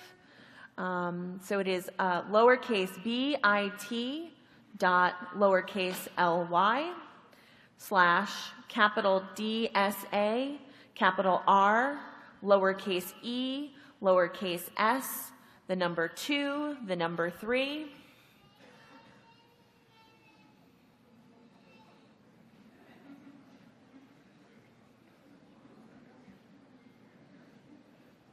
Comrade Chair, point of inquiry. The text here and up there indicate that this is a resolution, but I believe it's a bylaws change. Is that correct? So just to be very clear, it is a bylaws change. It does require a 2/3 majority to pass.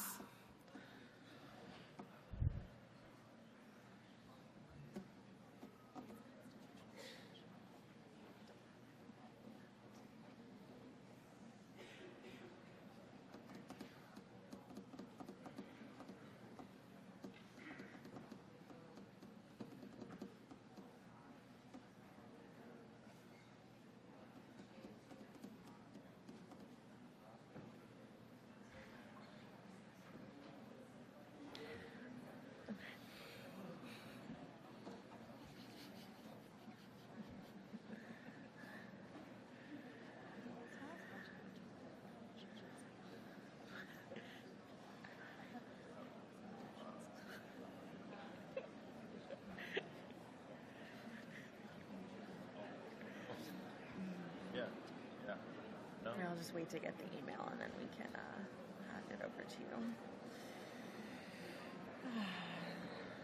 I was not that guy. Welcome to join DSA, and then you get to enjoy this all the time. We'd love to have you. Let us know if you have any questions about joining. Oh, thank you very much.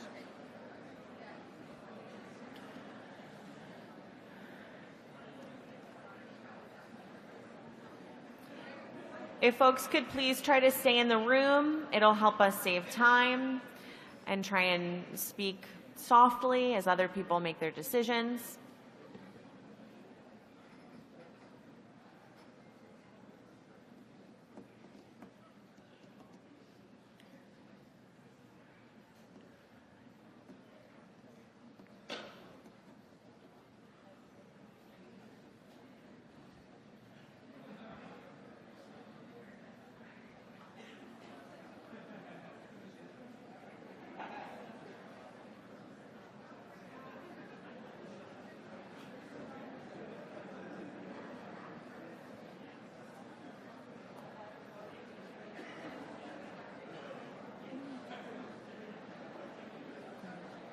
Do you want to get situated?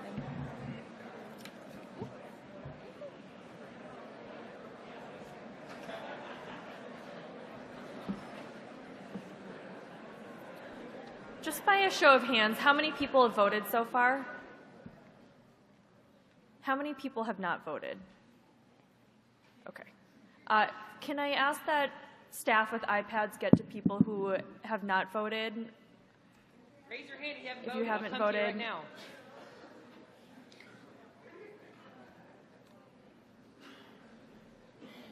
Comrade Chair?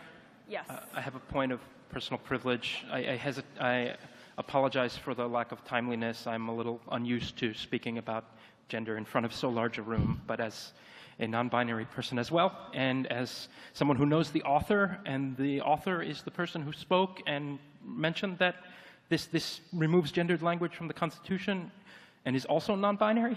I just ask that we not impugn the motives of people who are speaking. This is out of order, and the chair should not allow it. Thank you. We have a lot of work to do around gender. Move to suspend the rules to move two items on the agenda up, CB7 and CB8, to immediately following this, one speaker for and one against for each item. These are the NPC transparency and fairness amendments, and believe we're popular. I think we should make sure we get to them today. Okay. Hold on. Okay. Apologies. All right, so what we're going to do is we're going to take another 4 minutes before we go to your motion to close out this particular Constitution change.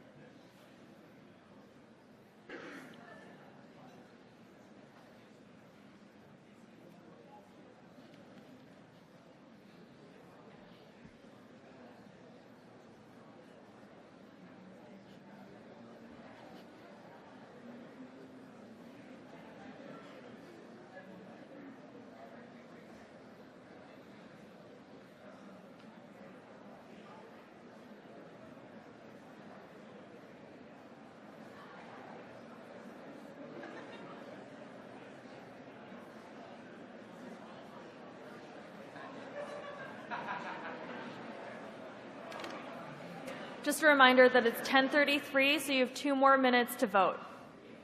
Comrade Chair, I have a point of parliamentary inquiry. Yes, on point. Was the comrade who made the motion to amend the agenda recognized by the chair? Yes. Yeah. All right. Who hasn't voted yet?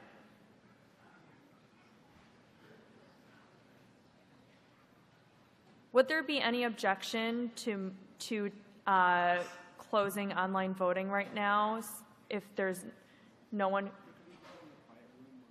Oh, I see. There might be people in the quiet room. Okay, so we're going to hold tight for 2 more minutes. Then there was a motion to move up CB number 8 and number 7. So we'll take that up in 1 minute. So you have 1 more minute to vote.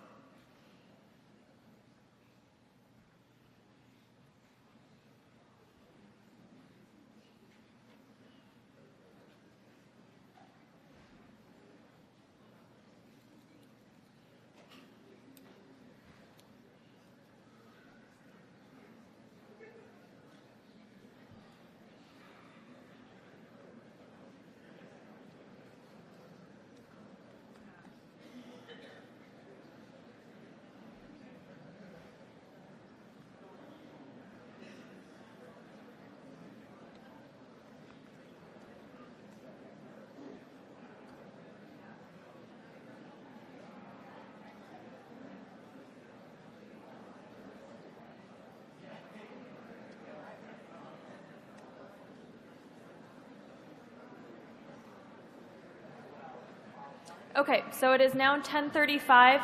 Voting, could I get your attention, please?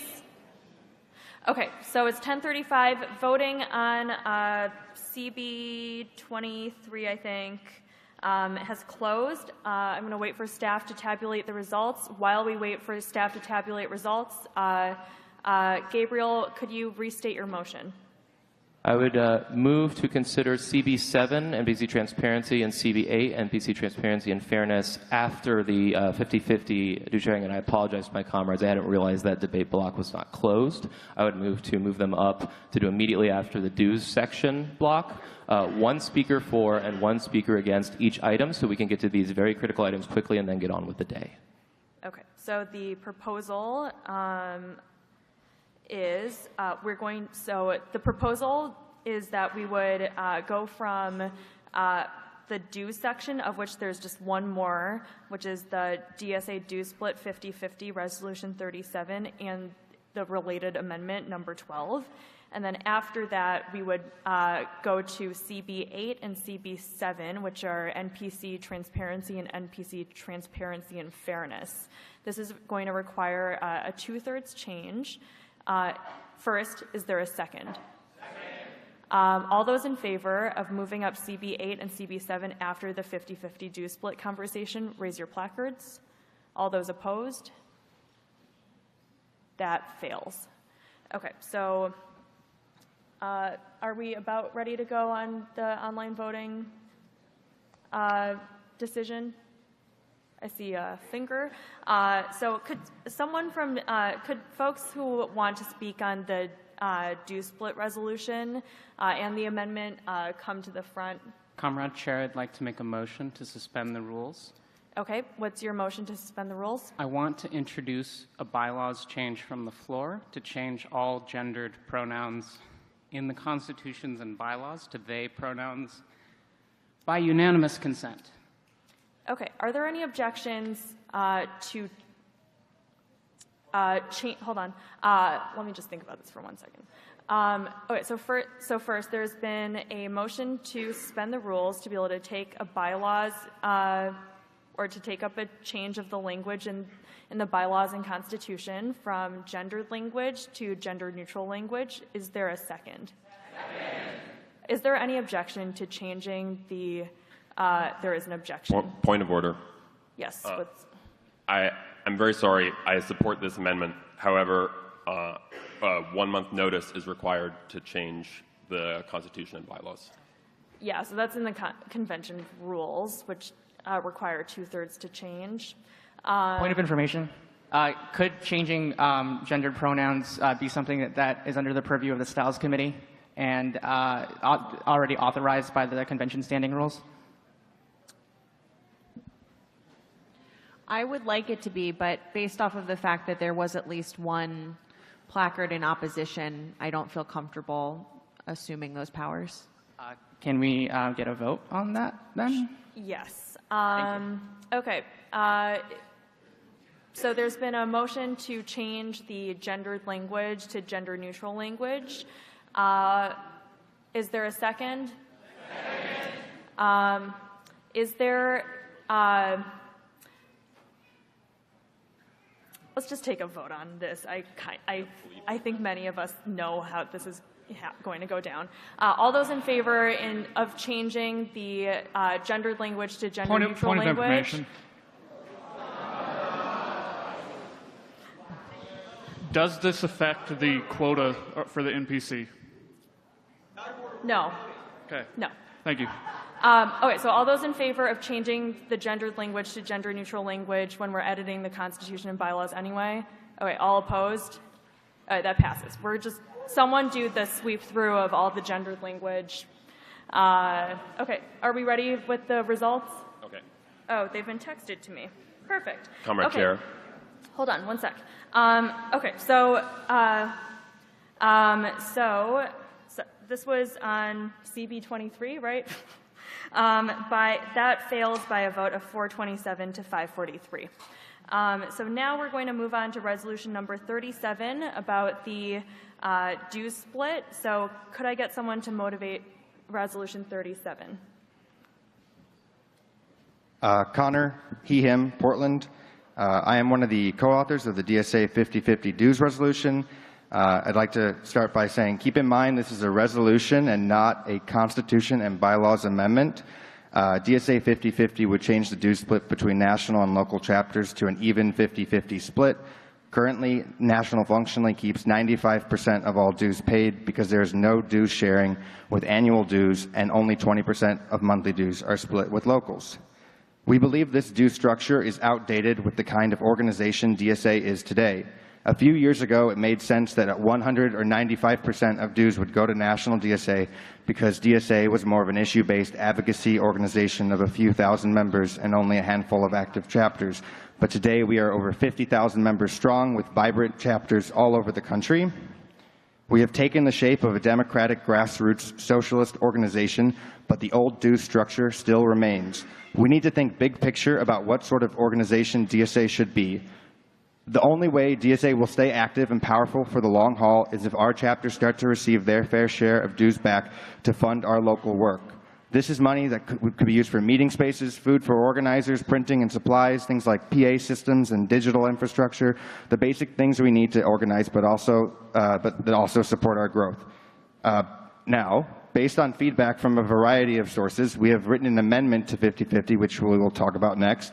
The amendment calls for a 70-30 dues split, with locals keeping 30% of all dues instead of 50, and that would also apply to both monthly and annual, and then national would keep 70%. We have also included a $250 quarterly stipend, $1,000 a year, to help smaller chapters for all locals with bank accounts. We estimate this would cost around $50,000 right now, since most chapters do not have bank accounts, or maybe it's $60,000 if it's 60 chapters, that was stated earlier. Yeah. Time. All right, so I'm going to ask for a speaker against, and then I'll go to the amendment. So is there a speaker against? Hi, everyone. My name is Becky, she, her, from Central Connecticut, and I'm speaking on behalf of our delegation. Do we need to ensure that our chapters receive support? Yes, absolutely. But if we do so at the expense of a strong national organization, then we are dooming our movement. This resolution proposes to effectively gut our national resources. I'm from a small chapter, and we have also faced the challenge of raising funds. The solution is organizing. Bring in more members, practice dues sharing, run a local dues campaign. We need unity. We have to stop assuming a division between local chapters and national. We are a single organization, and all we have is our ability to act in larger and larger numbers. I come from the labor movement, and there is a thing called third-partying the union. It is when workers and the union are separated in the way we talk. The union is somehow a separate entity from the workers. It's not. It is the boss's tool to divide us and undermine our power. If we pass this, we are institutionalizing the same idea. We are third-partying our national organization by stripping ourselves of our national resources. This is our organization. Capital is organized, and they are right now sharpening their knives. They very clearly understand that we are in a class war and have unlimited money power in their arsenal. We have to organize a movement of millions to fight back. Part of that is pooling our resources for the common cause of building multiracial working class power. Vote no on the 50-50 dues split. Point of information. I'm going to hold on that for a second because the amendment hasn't been introduced yet, if that's okay with you. All right, so. Point of information. Do I have 2 minutes or 1? You have 2. Thank you. My name is Evan, he, him, from Portland, Oregon. The 70-30 due share ratio is in keeping with our original intention, which is to make sure that all locals can imagine a project and implement it. Since this is a resolution, it would not go into effect immediately, but the NPC would find the appropriate time to implement. Here are the numbers. All locals this year will receive $180,000 split amongst all of them under the current due share. If 70-30 was adopted for 2019, all locals would receive $643,000. This is far more in line with due share from big unions. I know people are concerned about financial constraints on national, and I'm here to tell you that this will keep national strong. It will actually make national stronger by enabling our locals to do more organizing and bring in more dues-paying members. Our amendment calls for a $1,000 yearly stipend for all chapters and also calls on our future NPC to create materials that will assist more chapters to get that bank account and get that dues share. We want our chapters to be the heart of DSA. National will still be strong and capable and flexible. When I think about the best things in DSA, I think about tenant organizing in Tacoma. I think about sick pay leave in Austin. I think about advocacy for mobile home owners in central Iowa, brake light clinics in Kern County and elsewhere. We're talking about Pacific Northwest locals organizing workers in Amazon. Abolish ICE, which started in Portland and spread across the country. Chicago, electing 6 council members. The successful union campaign in Anchor Brewing in SF. The local chapter that spearheaded the endorsement of AOC and ran her campaign, and the anti-fascist action happening from Spokane to Lawrence to Charlottesville. DSA needs well-financed locals and a strong national. Let's distribute dues fairly and keep DSA strong. Thank you. Okay, thank you. Is there a speaker against the amendment? Point of information? Yes, on point. I'd just like to point out, it's been done a few times through a bunch of resolutions at this convention where folks are saying, DSA led the way when it hasn't been the case. What's your question? Oh, it's a point of information on the point that... I know, but what's your question? Oh, my bad. My bad. It was a debate. I apologize, Okay, y'all. yep. Okay, so first, hold on. Is there a speaker against the amendment amending 50-50 to 70-30? Okay, seeing no speakers against the amendment, let's vote on the amendment changing 50-50 to 70-30. All those in favor? Point of information? Yeah. Under either of these scenarios, is there a likelihood that we would affect our ability to pay current staff in the near That's future? point of debate. Okay, so all those in favor of the amendment to change from 50-50 to 70-30, raise your placards. And all opposed? That passes. So we're back to debate on the resolution as amended. So now we're talking about 70-30 dues split. Is there a speaker? Let's see. Is there a speaker in favor? I'd like to propose an amendment from the floor to allow this to take effect in 6 months rather than immediately, so that National can correct its budget shortfall. Okay. There's been a motion to amend from the floor. That's a suspension of the rules. It takes 2/3. Do you actually want to do that? Can I have a point of information? Sure. Okay. Hold on. So we're going to vote on suspending the rules. That takes 2/3. All those in favor of suspending the rules, raise your placards.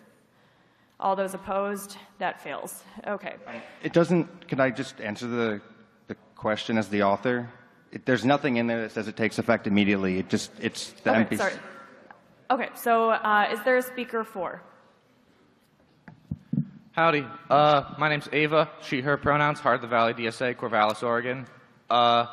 And like a lot of people have said today, I am really fucking tired. DSA takes a lot out of me, and it takes a lot of my time, it takes a lot of my money, and does that for everybody in our chapter. It has been so hard for us to fund our projects. It's been so hard for us to get meeting spaces. We are a small chapter in rural Oregon, and the struggle is like real, you know?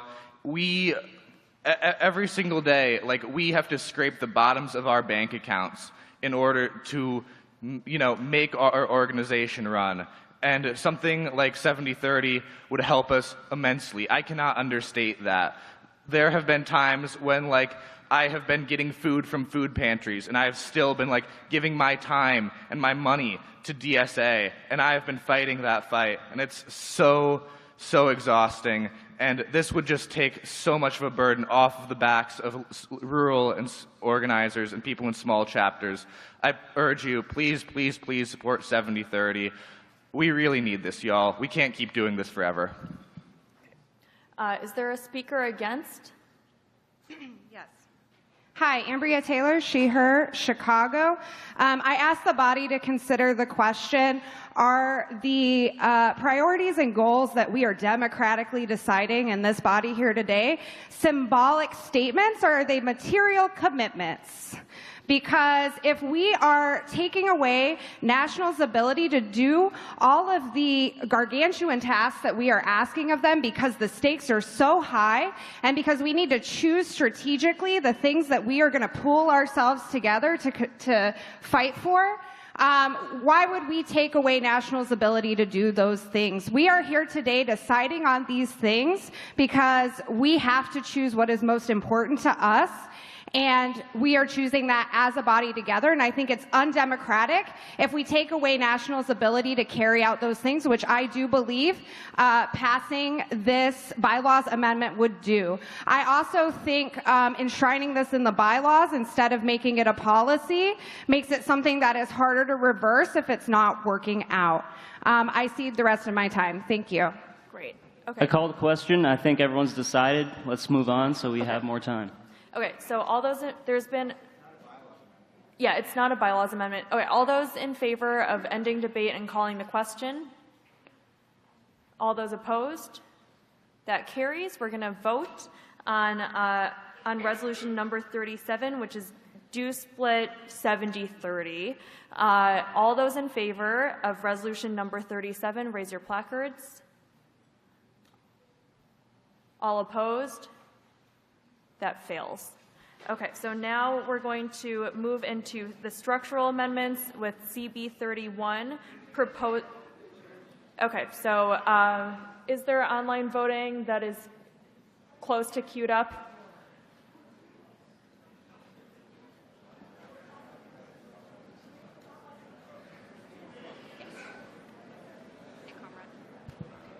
Comrade Chair, I would like to make a motion to suspend the rules to add Resolution 78, funding for local projects, to the agenda immediately. Okay, so there's been, before we do that, could I ask the staff, are we close to putting up online voting on the screen for resolution number 37, due split? No, not yet.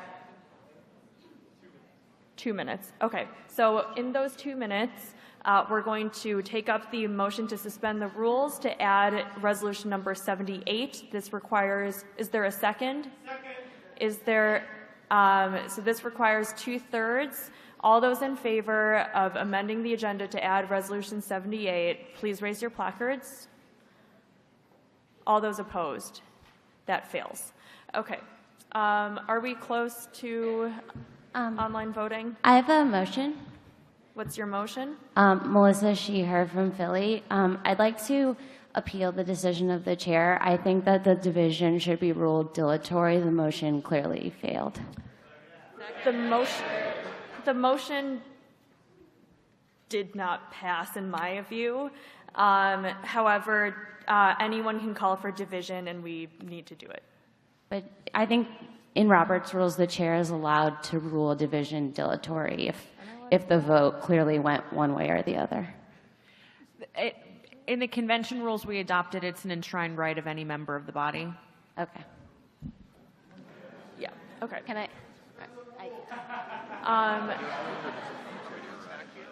Is there, are Comrade we Chair. close to online voting? Close. Point of order. She appealed the ruling of the chair, so that should have a vote taken. Oh, yeah, on okay. it. All those in favor of So it would be- appealing the ruling of the chair, so my ruling was to call for an online vote. All those in favor, it takes 2/3, raise your placards. All opposed? That fails. We're going to put up online voting soon. Is the amendment on the agenda?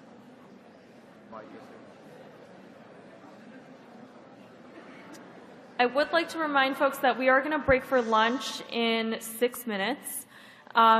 During that time, you should definitely check out of your hotel room if you have not done that yet. How many of you, just by a show of hands, how many of you have checked out of your hotel room?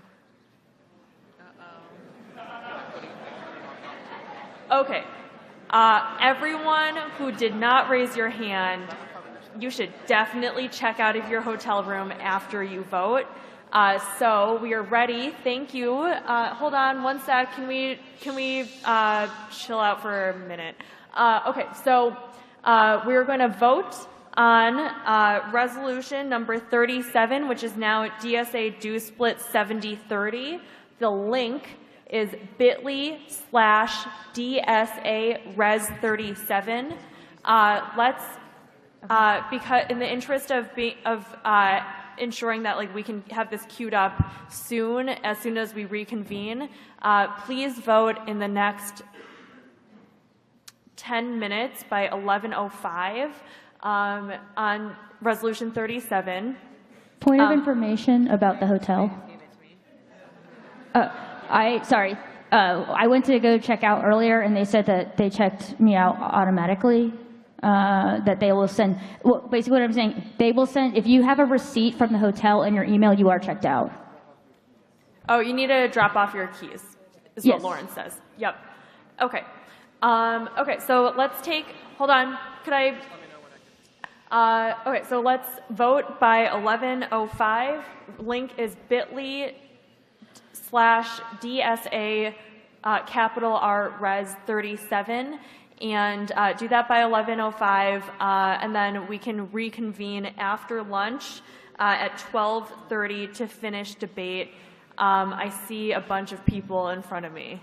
Can I make a motion to amend the rules to resolve the dilatory situation?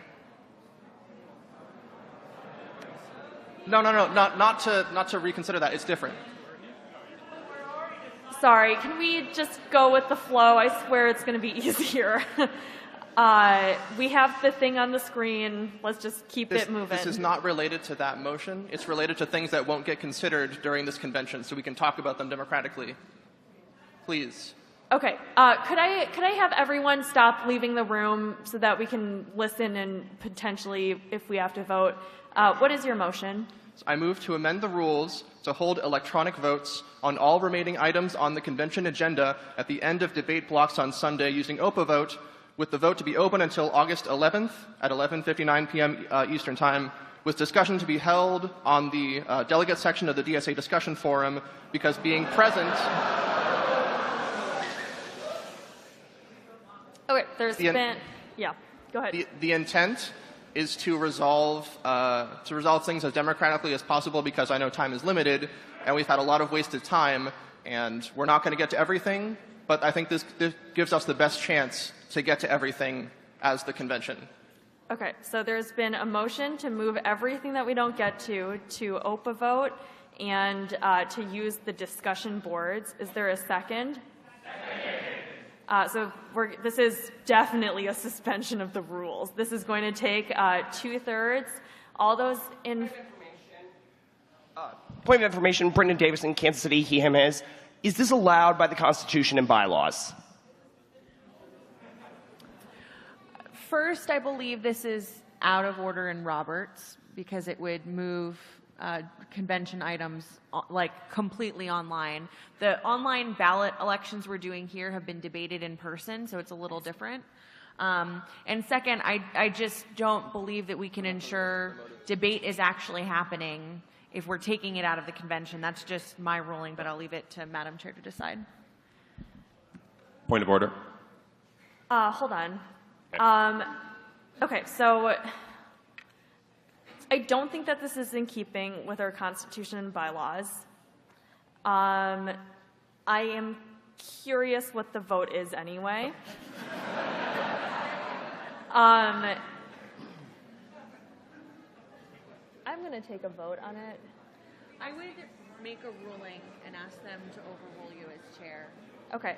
I guess, okay. So I'm going to make a ruling that this is out of order. It is clearly not keeping with our Constitution and bylaws. You are welcome to appeal that ruling if you would like. I would like to appeal the decision of the chair. There's a ruling to appeal the decision of the chair to rule the moving to online votes out of order. Is there a second? Okay, this requires 2/3. All those in favor of appealing the ruling of the chair, raise your placards. All those opposed, that doesn't pass. We're not going to do that. Okay, so it's 10:59. You have still 6 more minutes to vote. The link is bit.ly/d. Hold on. Capital, all caps, DSA, capital R, res 37. You have 5 more minutes to vote. We're going to break for lunch. Do check out and turn in your keys. We'll come back at 12:30. The swag is going to be out for just a little bit longer. Excuse me, Chair. Yes, hi. Can I make a motion that we extend this vote since you asked a bunch of people to go check out and then put the link up on the screen? Until after lunch, just until after lunch, so that people have time to come back here, look at the link, get it from whoever, and then vote.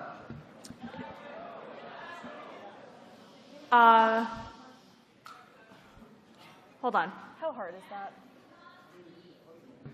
She asked people if they needed to check out to leave, just to clarify. I'm curious, just by a show of hands, how many of you have already voted? How many of you have you not voted? Well, the people who left the room, we wouldn't be able to see their hands. It's like not much more difficult, so we'll just close it right when we come back from lunch. Is there any strong objection to that? All right, we're just going to close it after lunch. It's going to be okay, I swear. Okay, we'll come back at 12:30.